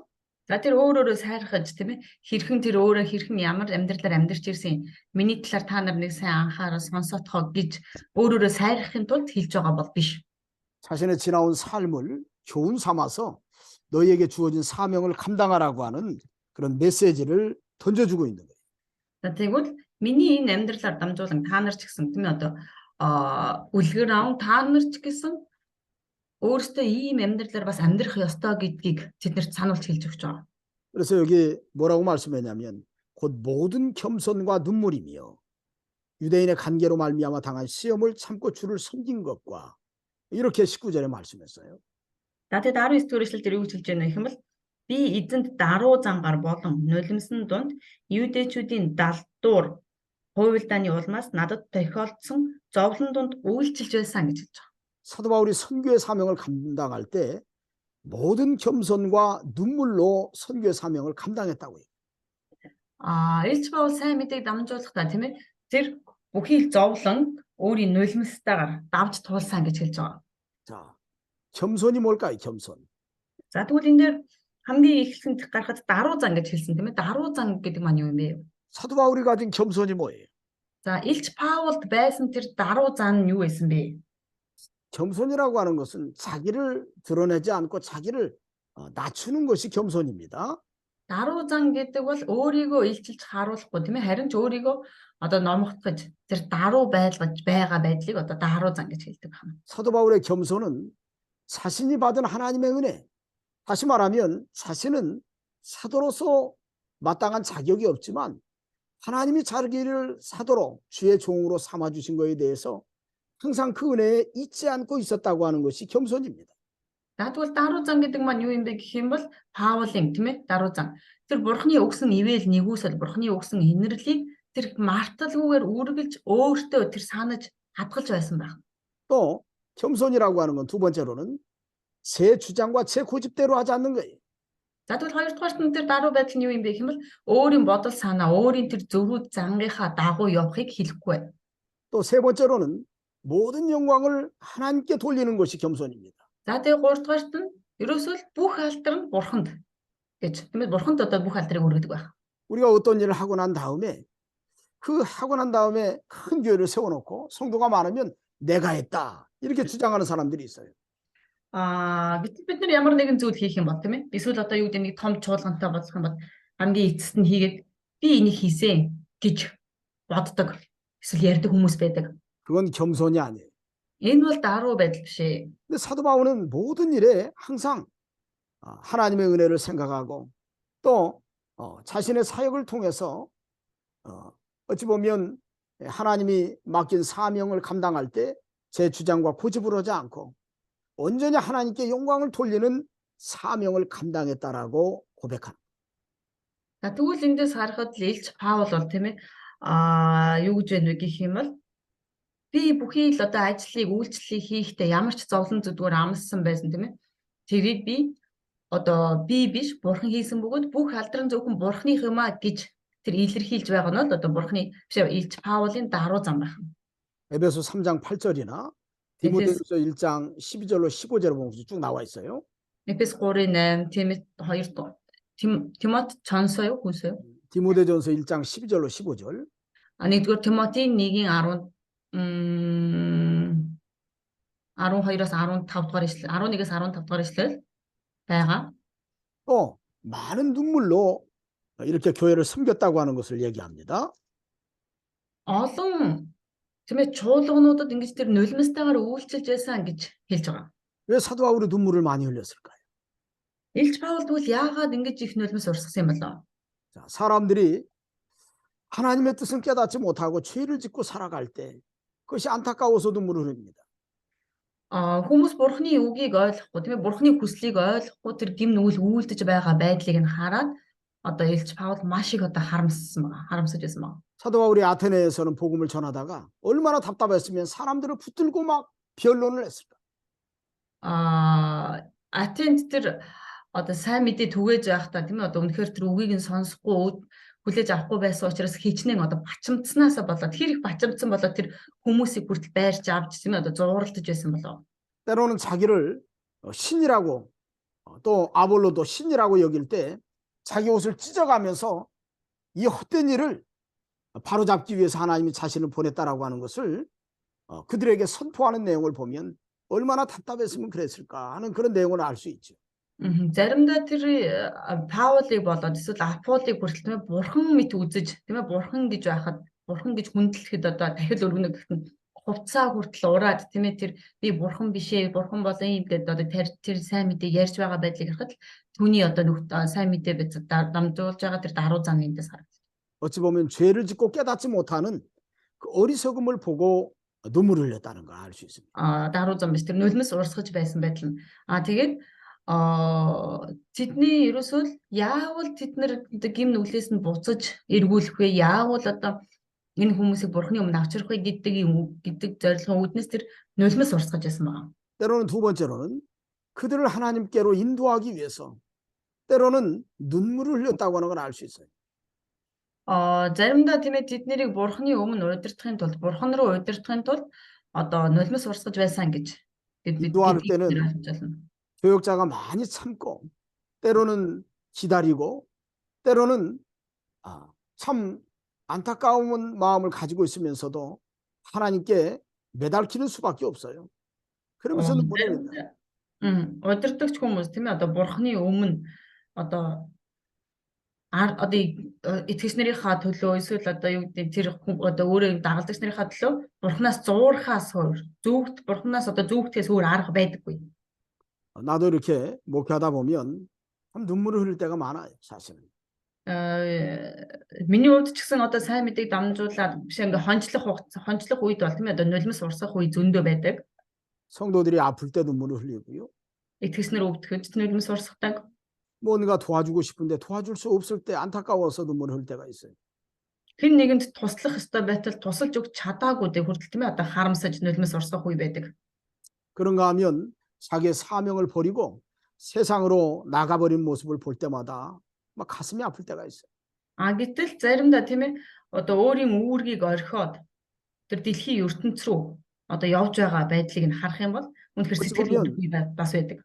사도 바울은 많은 성도들을 주 앞으로 인도하기 위해서 그가 눈물을 흘렸다는 것을 알 수 있죠. Гэтэл бид эндээс харах юм бол Илч Паул олон хүмүүсийг тийм ээ одоо эзэн рүү удирдахын тулд маш их нулимс урсгасан юм а гэдгийг бид эндээс харж болно. 크게 두 번째로는 유대인의 관계를 인해서 당한 시험을 참고 주를 섬겼다고 그랬습니다. За тэгээ энэ дээр харах юм бол юу ч хэлж байна гэх юм бол юудэчүүдийн далдуур хуйлдааны улмаас одоо бас тэр маш их нулимс урсгадаг байсан гэдгийг хэлж байгаа. 유대인은 어떻게 보면 사도 바울에게 있어서 같은 동족인데 그 같은 동족들이 이방인들에게 복음을 전하고 같은 형제들에게 복음을 증거하는 일에 끊임없이 회방을 놓고 끊임없이 핍박을 했어요. Гэтэл адилхан үндэстэн тийм үү юудэчүүдийн хувьд харах юм бол Паул бол яг л адилхан үндэстэн байтал тэр адилхан үндэстнийхээ хувьд одоо өөрийнхөө одоо үндэстэн болоод тэр харь үндэстнүүдэд сайн мэдээ дамжуулахад түүний хүмүүс одоо юудэчүүд маш ихээр хавчж байсан байна. 그럴 때 낙심할 수 있죠. Мэдээж тийх тохиолдолд тийм сэтгэлээр унах. 그런데 굴하지 않고 거기에 포기하지 않고 끝까지 복음 증거하는 일에 달려갔다고 하는 것을 고백한 겁니다. Гэтэл хичнээн тийм хуйлдаан хичнээн тийм одоо юу гэдэг түүний эсрэг зовдон байсан ч гэсэн тэр эцэстээ бууж өгөлгүйгээр одоо явж ирсэн гэдэг тэр хэлж байгаа. 그래서 여기 유대인의 그 관계로 말미암아 당한 시험을 참고 주를 섬겼다고 그랬죠. Тэгээд энэ дээр харах юм бол юу гэж вэ гэх юм бол юудэчүүдийн далдуур хуйлдааны улмаас надад тохиолдсон зовлон донд үйлчилж байсан гэж хэлж байгаа. 나는 이 말씀이 참 그 피부로 느껴져요. 사실은 내가 목회를 하면서 경험했던 거기 때문에. За энэ үгийг би бол одоо яг өөрийнхөө амьдрал дээр бүр мэдэрсэн. Одоо яагаад олон жил одоо хончлох хугацаанд мэдэрсэн байгаа. 내가 그동안에 목회하면서 나는 성도들에게 무엇을 취하는 그 목회는 해본 적이 없어요. За өнгөрсөн хугацаанд хончилж байхдаа итгэгч нараасаа ямар нэгэн зүйлийг одоо бараг л одоо шаардаж авдаг ийм одоо хончлыг бол нэг ч удаа хийгээгүй. 지금까지 계속 줬죠. 한정 없이. Одоо болтол одоо тасралтгүй өгсөөр байгаа. 또 그들을 위해서 때로는 내 것을 양보하고 희생할 때도 참 많았어요, 사실은. Тэгээд итгэгч нарын хадлаа заримдаа тийм ээ өөрийнхөө зүйлсийг одоо орхиод одоо өөрийнхоогоо тийм ээ тэднэрт зориулж өгөх тохиолдол ч бас байсан байна. 그런데 배신을 당하거나 때로는 모함을 하고 때로는 나를 쫓아내는 일에 앞장을 선 성도들이 있었습니다. 옛날에. Гэтэл одоо тэгж тусалж тэднэрт тэгж ингэж аятайхан гоё сайхан хандаад байхад одоо юу гэдэг хөөж, доромжилж, хавчиж одоо хүртэл бүр одоо цуглаанаас хүртэл хөөх ийм одоо үйл явдал өмнө нь тохиолдож байсан. 그래서 내가 하나님께 나 좀 놔주십시오, 하나님. 나 이런 사람들 붙들고 나 목회하고 싶지 않습니다. 하면서 하나님께 간구했을 때가 참 많았어요. 그전에. Тэгээд тэр үед би бурхан минь та намайг одоо ингээ орхиж очие. Би ийм хүмүүст ингэж сайн мэдээ дамжуулахыг хүсэхгүй байна гэж залбирсан үе ч гэсэн бас байдаг. 한국 속담에 이런 게 있어요. 사람이 너무 고두면 잘 부러진다는 말이 있어요. Солонгос цөөр үгэнд ийм үг байдаг. Хүн хэр их хатуурна тэрнийхээ хэмжээгээр маш амархан зөөлрдөг гэсэн. 내가 좀 그런 성격이에요. За миний хувьд би өөрөө яг адилхан тийм зан чанартай. 그래서 내가 하나님께 나 좀 놔주십시오 하다가 몽둥이만 몽땅 맞아가지고 골병 들었어요.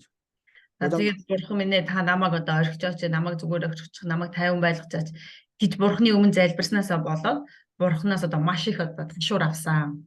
나는 무조건 참아야 돼. Миний хувьд бол ерөөсөө зүгээр л төвчих ёстой. 주를 섬기는 것이 내 길이에요. 참고 주를 섬기는. Тэгвэл эзэнд үйлчлэнэ гэдэг маань миний хувьд бол тийм ээ.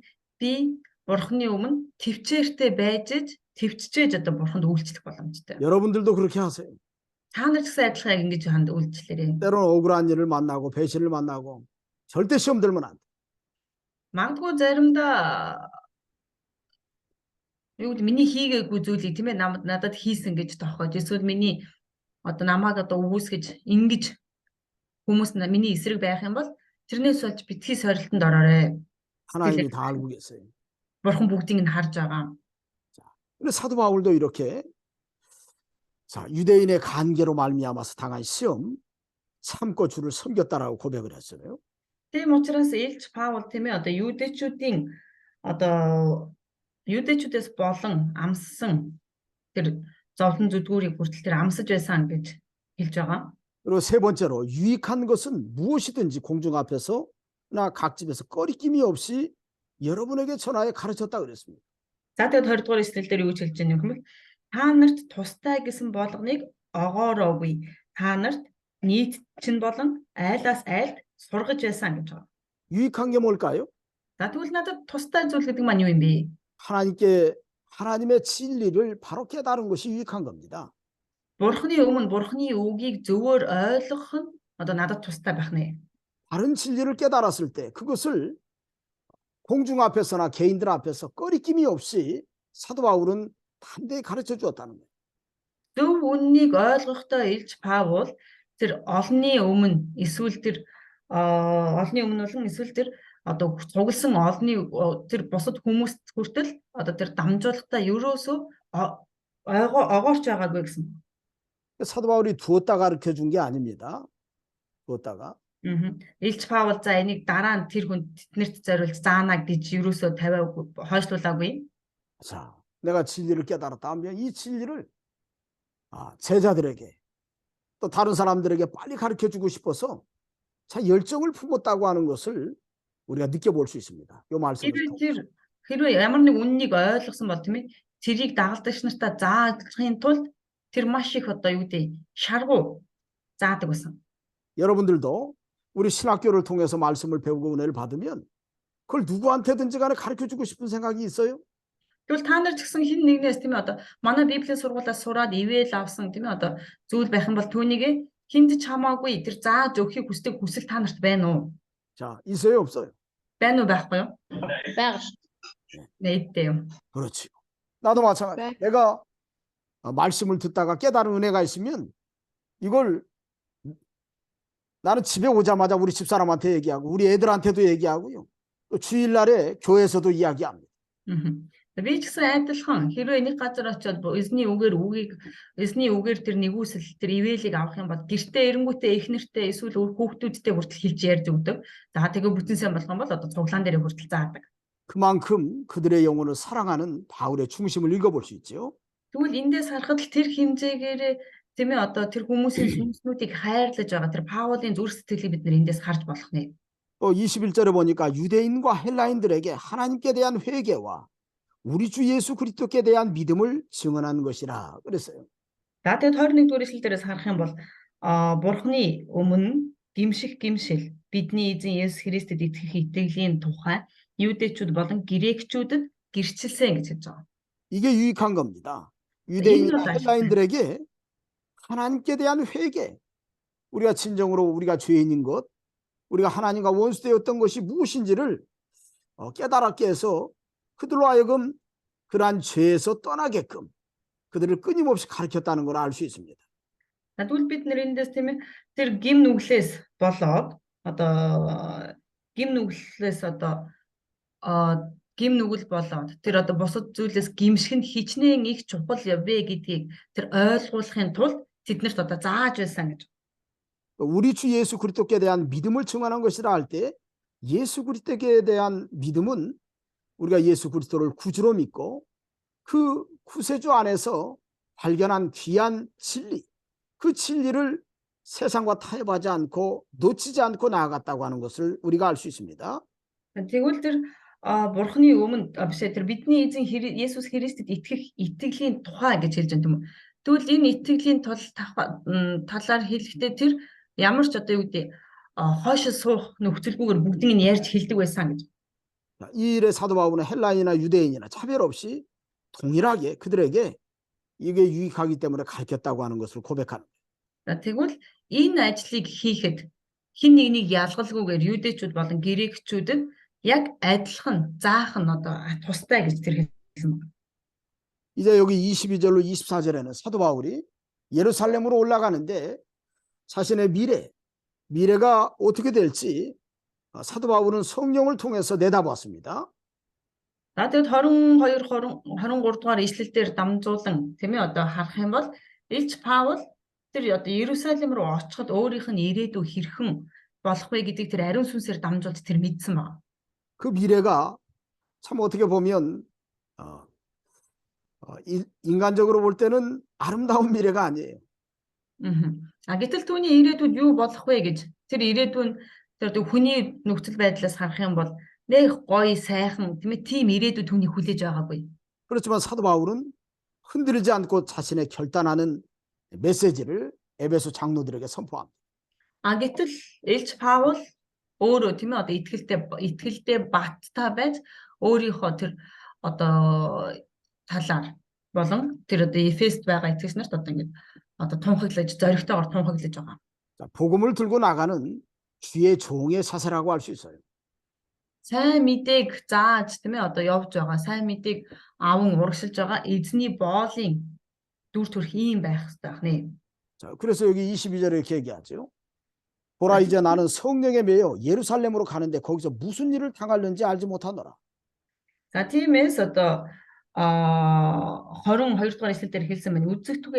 Үзтүгээ идүүгээ би Иерусалим руу сүнсэнд захирагдан явж байхдаа намайг тэнд юу хүлээж байгааг мэдэхгүй гэсэн байна.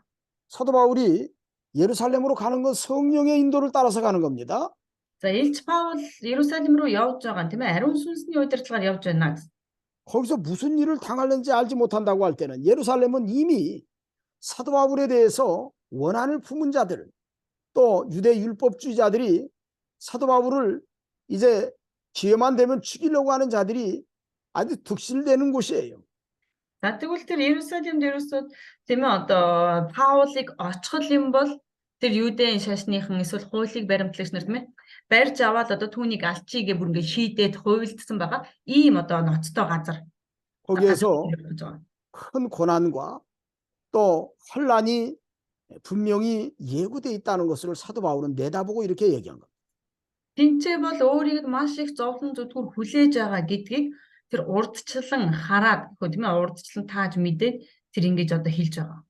그러면서 이 23절에 오직 성령이 각성해서 내게 증언하여 결박과 환난이 나를 기다린다 하시나 이런 말씀 있는 거 보니까 자신이 가는 예루살렘으로 가는 길에는 결박과 환난이 기다리고 있구나라는 것을 사도 바울은 알고 있었어요.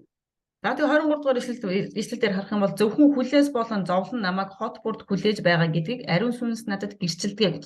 Эндээс харахад л тэр Иерусалим руу очих юм бол тэр өөрийг нь тэр хүлээс хийгээд зовлон хүлээж байгаа гэдгийг тэр урдчлан мэдж байсан байна. 내가 가는 길에 결박과 환난, 생명의 위협이 있는 곳으로 누가 가려고 그러겠어요, 사실은.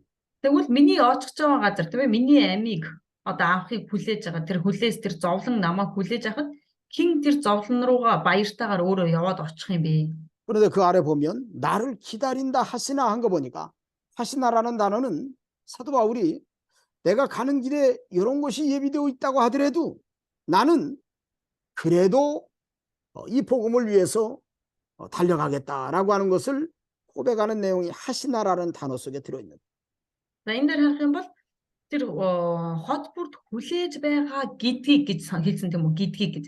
Тэгвэл энэ гэдгийг гэдэг үгийг бид нэр харахад л энэ өөрийнхөө тэр ямар зовлон одоо амсхаа тийм ээ хаана өөрийг нь хэрхэн тэр отож байгаа гэдгийг одоо мэдж байгаа гэсэн үг байна.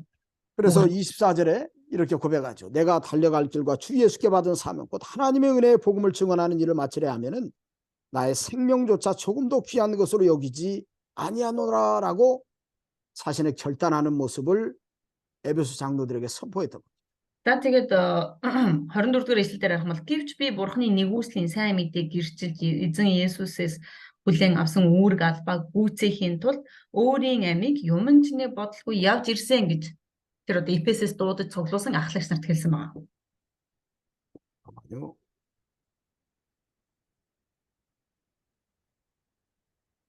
자, 이런 내용을 가만히 들여다보면 참 우리가 사도 바울을 통해서 이 주의 종이 가는 길이 이런 길이구나라고 하는 것을 확신해야 됩니다.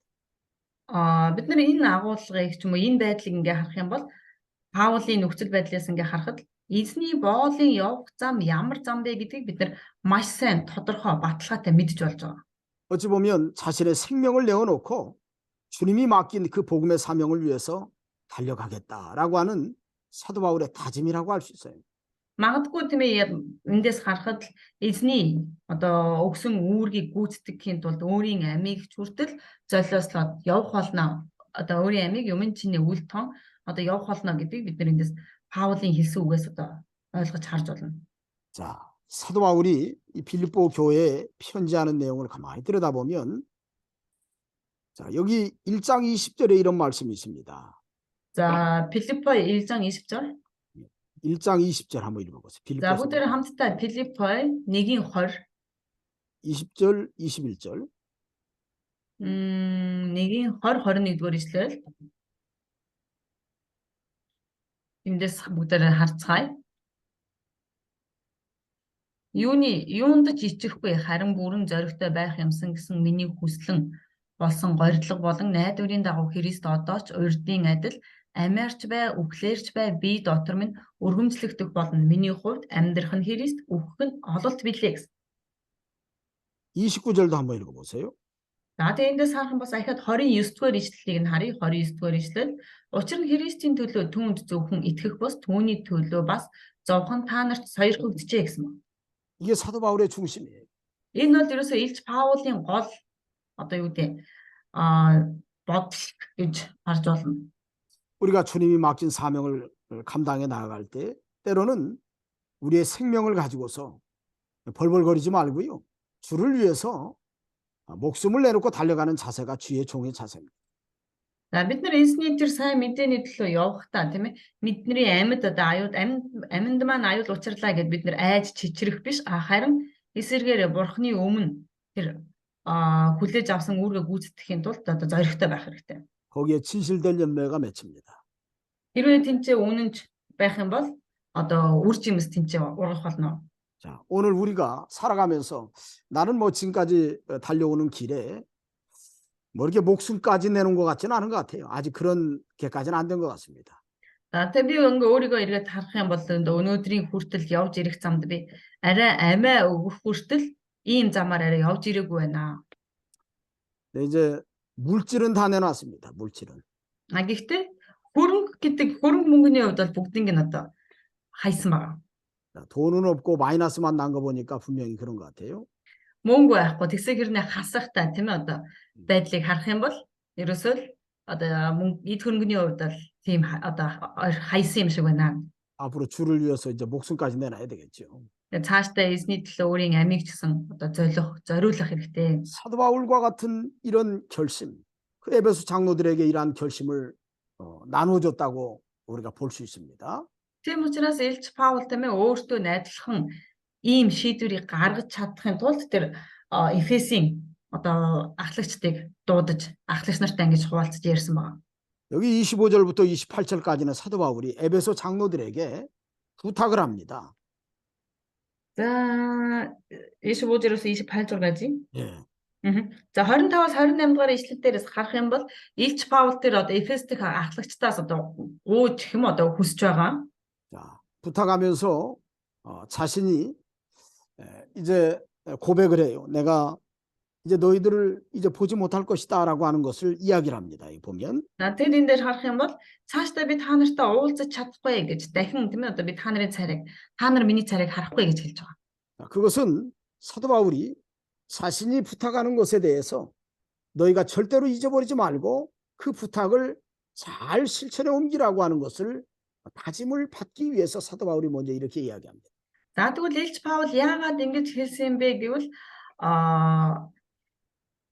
би одоо та нар миний царайг дахин харж чадахгүй гэхдээ та нар миний энэ одоо гол одоо зорилгыг тийм ээ та нар марталгүйгээр ингэж урагшлаарай гэж хэлж байгаа. 그래서 25절에 보라 내가 여러분 중에 왕래하며 하나님의 나라를 전파했으나 이제는 여러분이 다 내 얼굴을 다시 보지 못할 줄 아노라 이렇게 얘기했어요. За тэгэд 25 дугаар эшлэл дээр юу гэж хэлж байгаа юм бэ? Харин одоо үзэгтэн дунд чинь явж хаанчлалыг тунхаглаж явсан миний царайг та бүгд дахин харахгүй би мэднэ гэж хэлсэн байна. 자, 다시 내 얼굴을 보지 못할 줄 아노라 할 때 어찌 보면 에베소 교인들이 그렇게 사랑하고 그렇게 존경하는 사도 바울을 다시 보지 못한다고 생각하면 자, 어떻겠어요? 그 마음이. Эфес чуулганы нөхцөл байдлаас Эфесийн тэр ахлагчдын нөхцөл байдлаас харах юм бол тийм ээ тэгэж их хайрлаж тэгэж их хүндэлдэг тийм ээ тэр тэгэж их итгэж дагдаг нөгөө Паул ийм юм ярангууд тэр итгэжтийн сэтгэл тэр ахлагчдын сэтгэл ямар байгаа болоо. 그러면 이제 사도 바울이 다음에 부탁하는 내용에 대해서 그들이 그걸 유언으로 알고 그걸 지키려고 힘쓰지 않겠어요? Хэрвээ тийм ээ одоо ингээд харах юм бол Илч Паулын хэлж байгаа энэ үгийг сонсоод энэ эцсийн үг нь түүний гэрээслэл байна гэдгийг ойлгох юм бол тэд нар тэр гэрээслийг нь биелүүлэхийн тулд улам илүү их одоо хичээх болно тийм үү? 제가 여러분들이 다시 나를 보지 못할 줄 아노라 그러면 여러분들은 뭐 아이고 그런 나한기 목사도 있고 뭐 다른 사람들도 있는데 뭐 괜찮아 뭐 이렇게 할지도 모르겠어요. Магадгүй тийм ээ би та нарт хэлэл одоо Паул шиг тийм ээ би одоо та нар одоо дахин миний царайг харж чадахгүй энэ тэрэг хэлсэн чинь та нар магадгүй наангийн пасторч байна өөр бусад пасторч байхад одоо тэр чи яах вэ бусад пасторыг харж штэ гэж бодож магадгүй юм тийм үү? 뭐 그럴지도 모르겠어요. Магадгүй тэгж магадгүй шүү та нар. 자, 그러면서 이게 사도 바울이 이야기합니다. 26절에 그러므로 오늘 여러분에게 증언하거니와 모든 사람의 피에 대하여 내가 깨끗하니 이는 내가 꺼리지 않고 하나님의 뜻을 다 여러분에게 전하였습니다. 이렇게 고백을 해요. За тэгээ 26 дугаар эшлэл дээр тиймээс би бүх хүмүүсийн цусны буруугүй гэдгийг та нарт энэ өдөр гэрчлэх байна гэж хэлсэн байна. 나는 지금까지 모든 사람들에 대해서 꺼리낌 없이 뭐 가난하든 부자든 돈이 많든 적든 많이 배웠든 못 배웠든 그런 걸 꺼리지 않고 하나님의 뜻을 다 여러분들에게 전하였다고 고백해요. За тэгвэл эндээс харах юм бол тэр юу гэж хэлж байна гэх юм бол би бол тийм ээ одоо бурхны үгийг дамжуулахдаа хэнийгч одоо ялгуурлалгүйгээр бүгдэнд нь бурхны үгийг дамжуулсан ядуу байна уу, баян байна уу, биелвсэн байна уу тийм ээ их нэртэй байна уу, нөхөртэй байна уу гэж одоо ялгуурлалгүйгээр бүгдэнд нь бурхны үгийг дамжуулсан гэдэг тэр хэлж байгаа. 그것처럼 여러분은 자기를 위하여 못 도는 온 양떼를 위하여 삼가라. 성령이 그들 가운데 여러분을 감독자로 삼고 하나님이 자기 피로 사신 교회를 보살피게 하셨느니라 하면서 당부했어요. За тэгээд юу гэж хэлж байна гэх юм бол 27 28 дугаар шил дээр учир нь бид Бурхны бүхэл төлөвлөгөөг та нарт мэдүүлэхээс зайлсхийсэн нь огт үгүй билээ. Бурхан өөрийн цусаар өөртөө худалдаж авсан Бурхны чуулганыг хариулуулахаар ариун сүнс та нарыг харгалзагч болгосон бөгөөд та нар өөртөө болон бүх сүрэгт анхаарал тавиа гэж хэлсэн байна. 삼가라고 얘기합니다. 삼가라. За энэ дээр харах юм бол анхаарал тавь гэж хэлсэн. 삼가라는 말은 내가 어떤 일을 행하려 할 때 조심해서 살펴보고 바르게 사명을 감당하라고 얘기하는 겁니다. Тэгвэл анхаарал тавиа гэдэг маань энэ дээр юу гэж хэлж байна гэх юм бол би ямар нэгэн зүйлийг хийхээр төлөвлөж байгаа бол тийм ээ энийгээ би анхаарч яавал зөв хийх вэ гэдгээ маш сайн бодож анхаарч хийх ёстой гэсэн үг байна. 자기를 위해서 삼가, 자기를 위해서 삼가. өөрийнхөө төлөө анхаарал. 자기를 위해서 삼가라는 말은 자신의 사명을 잃어버리고 때로는 교만하거나 방종하지 말라는 얘기입니다. Тэгвэл өөрийнхөө төлөө анхаарна гэдэг маань юу гэсэн үг юм бэ гэх юм бол өөрийнхөө төлөө өөрийгөө талаар бодож тийм үү би ямар нэгэн зүйлийг хийхдээ би хийсэн шүү гэж бардамнаж өнгөрөхгүй байхын тулд өөрийгөө анхаараа гэж хэлж байгаа. 또 온 양떼를 위해서 삼가라. За тэгээ бас бусад тэр бүх хонин сүргийн төлөө анхаар гэсэн байна. 양떼들은 연약합니다. Хонин сүрэг бол сул дорой. 양떼들에게 상처 줘서는 안 돼요. Хонин сүрэгт шарахыг өгч болохгүй. Хонин сүргийг 때로는 шарах. 주의 종이 양떼들의 것을 빼앗고 갈취하고 때로는 그들을 괴롭게 해서는 안 된다는 얘기예요. Тэгвэл энэ маань юу гэсэн үг юм бэ гэвэл заримдаа тийм ээ тэр бурхны хүмүүсийг яалгаж зовоох ч юм уу тий ингэж болохгүй гэж дарамтлах ч юм уу ингэж болохгүй гэж хэлж байгаа. 자, 하나님의 성령이 그들 가운데 여러분을 감독자로 세웠다는 거예요. Бурхны сүнс тийм ээ тэдний дунд бурхны сүнс та нарыг тэдний дунд харгалзагч болгон сонгосон гэж хэлсэн байна. 감독자, 오늘날로 얘기하면 목사나 교사, 교육자로 세웠어요. За тэгвэл өнөөгийн цагаар хэлэх юм бол пастор эсвэл сургагч тийм 왜 ээ 세웠지요? гэж томилсон гэсэн үг. 여기는 Яагаад 자기 피로 사신 교회를 보살피게 하셨느냐. ингэснээрээ тэр өөрийн цусаар худалдаж авсан тэр чуулганыг харгалзуулж хандуулахын тулд юм а гэж. 자기 피로 사신 교회를 돌아보게끔. Өөрийн 그래서 цусаар худалдаж авсан тэр чуулганыг харж хандуулахын тулд гэж байгаа. 그들에게 직분을 줘서 사명을 맡긴 겁니다. Тэднэрт үүргийг өгч тэднэрт үйлчлэлийг өгч тэднэрт үүргийг хариуцуулсан байна. 그렇기 때문에 삼가야 되는 거예요. Тийм учраас илүү болгоомжтой байх хэрэгтэй. 교육자들이 교인들의 것을 빼앗고 교인들에게 사기치고 거짓말하고 그건 저주받은 짓입니다. Тэр чуулганы удирдагч, чуулганы ахлагч нар тийм ээ итгэгч нарын эд хөрөнгөнд шунаж итгэгч нарын эд хөрөнгөнд шунан тэднийг булааж авч эсвэл хүчээр авч байгаа нь бол энэ бол байж боломгүй зүйл. 어떻게든지 간에 성도들에게 폐를 끼치지 말아야 돼. Яаж ч байсан итгэгч нарт хохирол учруулж болохгүй. 성도들의 어려운 사정을 살펴야 됩니다. Харин ч итгэгч нар маань хүнд хэцүү амьдралтай байх юм бол тэднийг харж тэднэрт хандаж туслах хэрэгтэй. 그들을 위해서 기도해주고 Тэдний төлөө залбирч 그들을 섬기고 тэднэрт үйлчлэж 그리스도의 사랑으로 보듬어줘야 돼요. Христийн хайраар тэднийг улам илүү хайрлаж өгөх хэрэгтэй. 자, 사도 바울이 저기 사도 베드로에게 예수님이 요한의 아들 시몬아 내가 나를 사랑하느냐 하면서 양떼들에 대해서 부탁하는 내용이 있어요. 요한복음 21장에 보면 Иохан 21-р бүлэг дээр харах юм бол Есүс тийм ээ Иохны хүү Симоно чи надад хайртай юу гэд чи миний хонин сүргийг хариул гэж хэлдэг байна. 그래서 요한복음 21장 15절에 보면 제일 처음에 부탁하는 것이 내 어린 양을 먹이라 이렇게 말씀합니다. За тэгээд Иохны Иоан복음 21장. 네. За Иохны 15절. 21:10 21장 15절. 아름다우. 누가복음? 아니 요한복음. Иохан. 네네. Иохны 21-ийн 15 шүү. 21-ийн 15. Тэднийг юу хамгийн түрүүнд хэлсэн зүйл нь юу гэж байна гэх юм бол Есүс Симон Петрт Иохны хүү Симоно чи намайг тэднээс илүү хайрладаг гэж хэлэхэд тэр хамгийн түрүүнд Есүс түн миний хургнуудыг тийжээ гэж хэлсэн байгаа. 예수님이 베드로에게 3번 내가 나를 사랑하느냐라고 물어보시면서 첫 번째하고 세 번째는 내 양을 먹이라고 하시고 두 번째로 내 양을 치라고 당부하셨어요.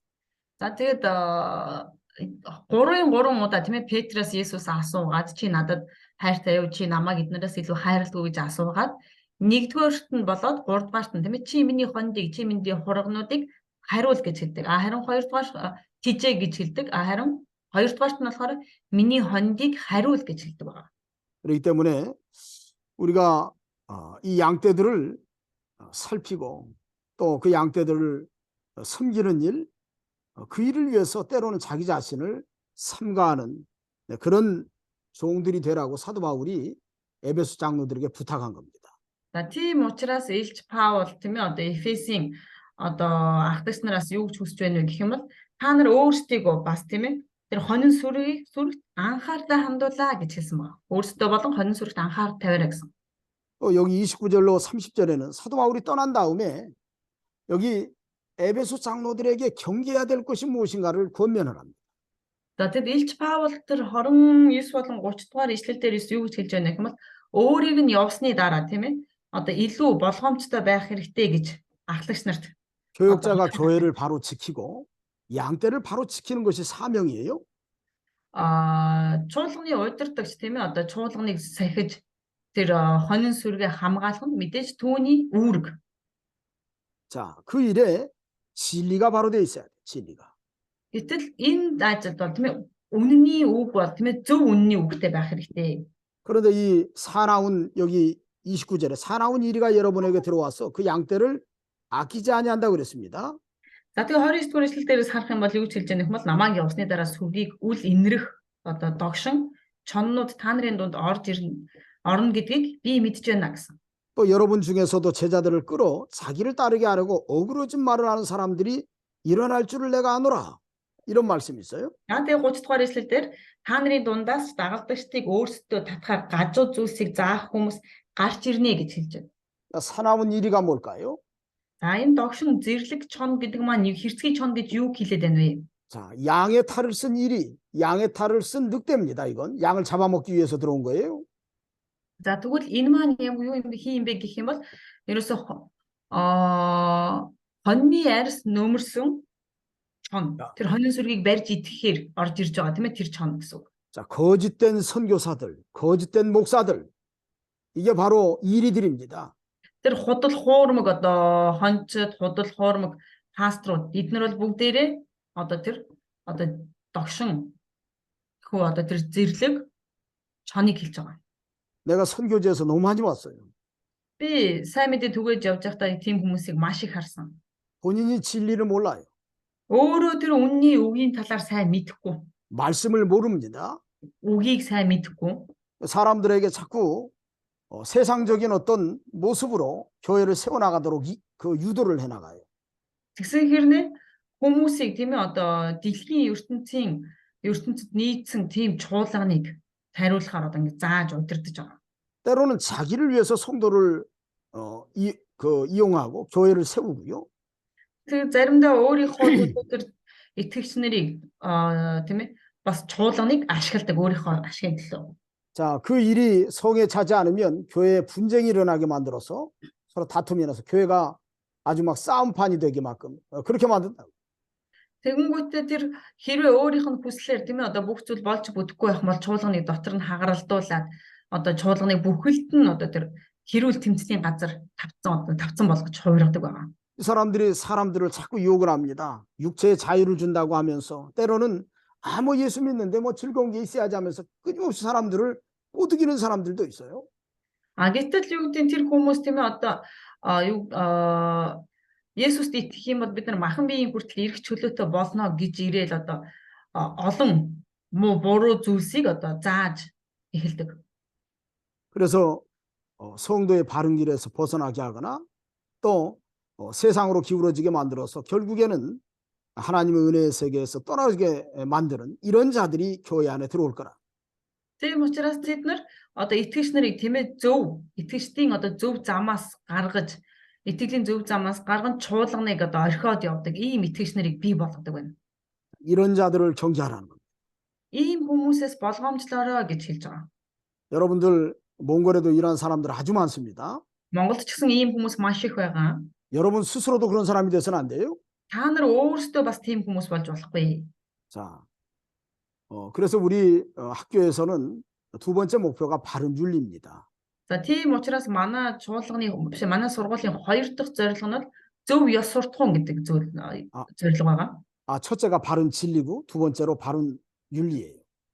За нэгдүгээрх нь болох юм бол зөв үнний үг тийм ээ. За тэгээ хоёрдугаарх нь болохоор зөв ёс суртахуун гэж байгаа.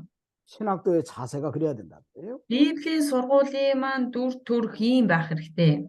진리가 잘못된 사람, 이단 사상을 뻗들이면 우리 학교 들어올 수 없어요. Хэрвээ одоо үнэн зөв биш тийм үү одоо буруу урсгалын одоо чиглэлтэй үндэстэй хүн байх юм бол манай сургуульд сурж болохгүй. 윤리가 잘못된 사람도 마찬가지입니다.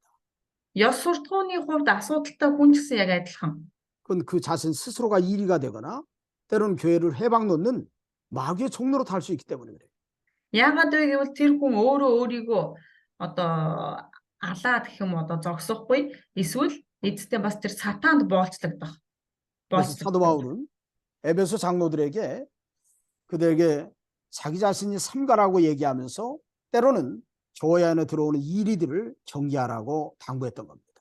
Тийм учраас Илч Паул тийм ээ одоо тэр Эфесийн ахлагч нарт өөрсдөө болоод одоо тэр чуулганы хондийг бас маш сайн анхаараарай гэж хэлсэн байна. 오늘 저와 여러분들이 이런 여러 가지 사도 바울의 권면이 피부로 와닿는 그런 세대 가운데 우리가 살고 있어요. 지금 현실이. За тэгвэл өнөөдөр би болоод бид бүхэн яг л одоо Илч Паулын энэ хэлсэн тийм ээ яг энэ цаг үед одоо амьдарч байна юм одоо чоннуудын одоо цаг үед амьдарч байна. 정신을 차리지 않으면 때로는 우리의 자녀들을 망가뜨리고 때로는 우리의 교인들, 우리의 형제들, 이웃들을 다 망가뜨려요.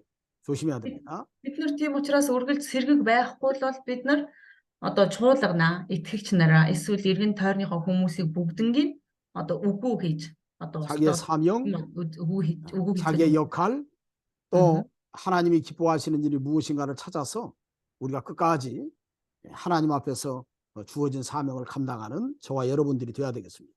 Тийм учраас бид нар бүгдээрээ өөрсдийнхөө байр суурь болоод өөрсдийнхөө хийх ёстой үүргийг маш сайн хийж гүйцэтгэж чаддаг байх хэрэгтэй. 자, 오늘은 여기까지 하겠습니다. За тэгвэл өнөөдөр бүгдээрээ ингээд 자, дуусгая. 혹시 뭐 궁금한 거 있으면 저한테 질문하세요. За өөр асуух асуулт байвал асуугаарай.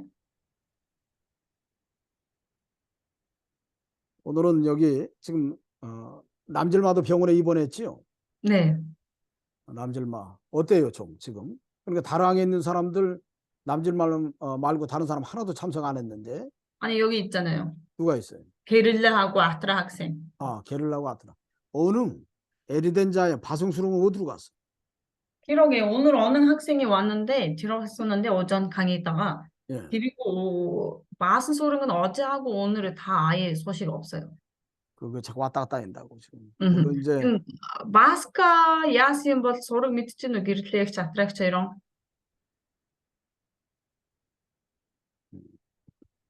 뭐잘 모르겠지.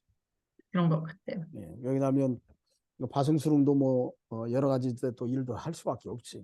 좀 어려워서 네. 그런 건데 그래도 그럴 때 힘을 써야 돼요. 하고 어윤 우리 저기 막내 아이 이름이 뭐지 여기? 아유 хичээ жоохных нь нэр нь хэн блэ гинэ. 막내 응? 미셸? 미셸? 이름이 뭐예요? бич та чатан дээр бичих боломж нь. Би харъя. Атрагч баскагч яасан. Баска яасан гинэ. 자, 이름이 뭐예요?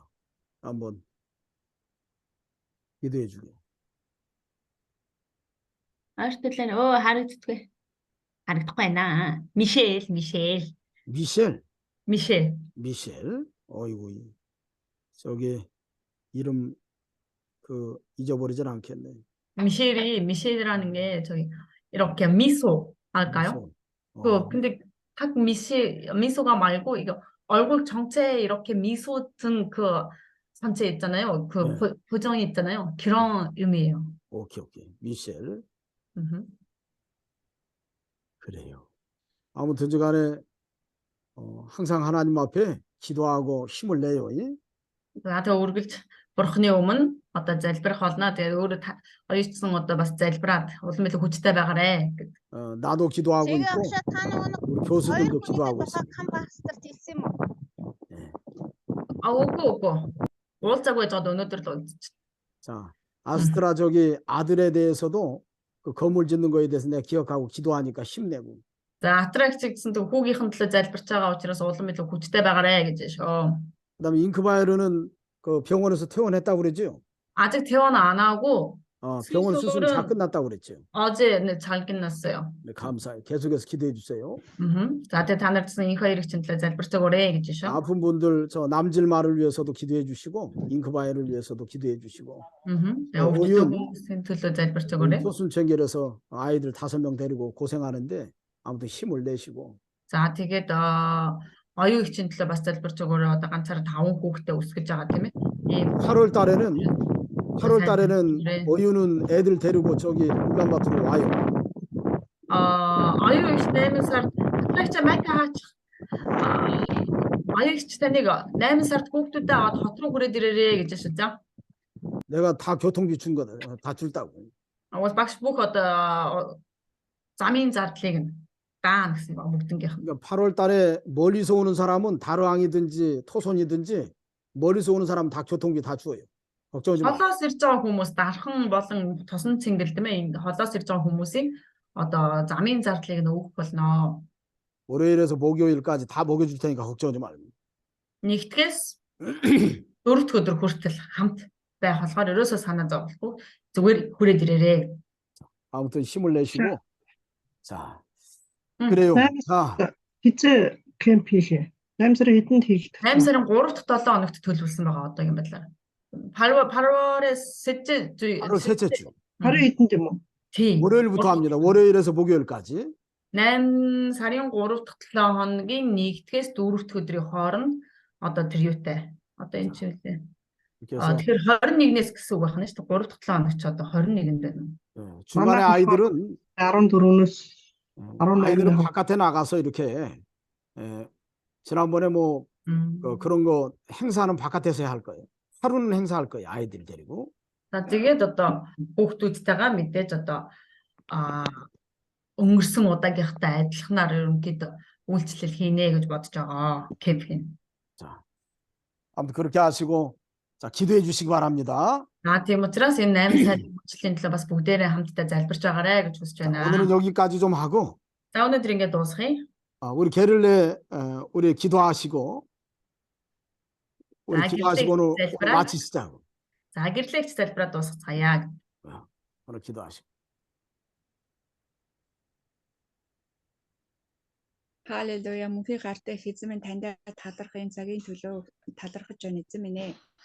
Үнэхээр өнөөдөр бас эзэн минь биднийг та сайн мэдээнд бас үнэхээр эзэн минь дуудаж эзэн минь босгож үнэхээр хөтлөн дагуулж байгаа учраас талархаж байна эзэн минь ээ. Тэгээд үнэхээр Паул шиг бас бид эзэн минь үнэхээр сайн мэдээний төлөө үнэхээр бүх зүрх сэтгэлээ зориулж эзэн минь үнэхээр бас бусдын үнэхээр ашиг сонирхлыг ард бусдын төлөө үйлчлэхэд өөрсдөө үнэн сэтгэлээсээ бас зориулахад эзэн минь та бидэнд үнэхээр бас тусалж байгаа учраас талархаж байна. Тэгээ улам илүү бид үнэхээр эзэн минь бусдын тэр үнэхээр сүнсийг эзэн минь аварж үнэхээр сүнсийг нь бас үнэхээр эзэн минь тань руу хөтлөн дагуулахад та бидэнд үнэхээр эзэн минь хүч чадлыг өгөөч, мэрэгүү ухааныг та өгч байгаа. Эзэн минь таньда үнэхээр алдар магтаалыг өргөж байна. Тэгээд эзэн минь улам илүү эзэн минь таны дотор байж таны өвгөн дотор эзэн минь өөрчлөгдөхөд та биднийг улам илүү хүч хөгжүүлж хөтлөн дагуулж эзэн минь удирдах болтугай. Есүс Христийн нэрээр даатхан залбирanгуйлаа. Амен. 아멘. 자, 감사합니다. баярлалаа. 목사님 수고 많았습니다. 자, 가만히 있으세요. Танаа жоохон чи яг чи хийх мөсөх гэж. Манай жоохон өнөөдөр жоохон халуураад ээж нь харж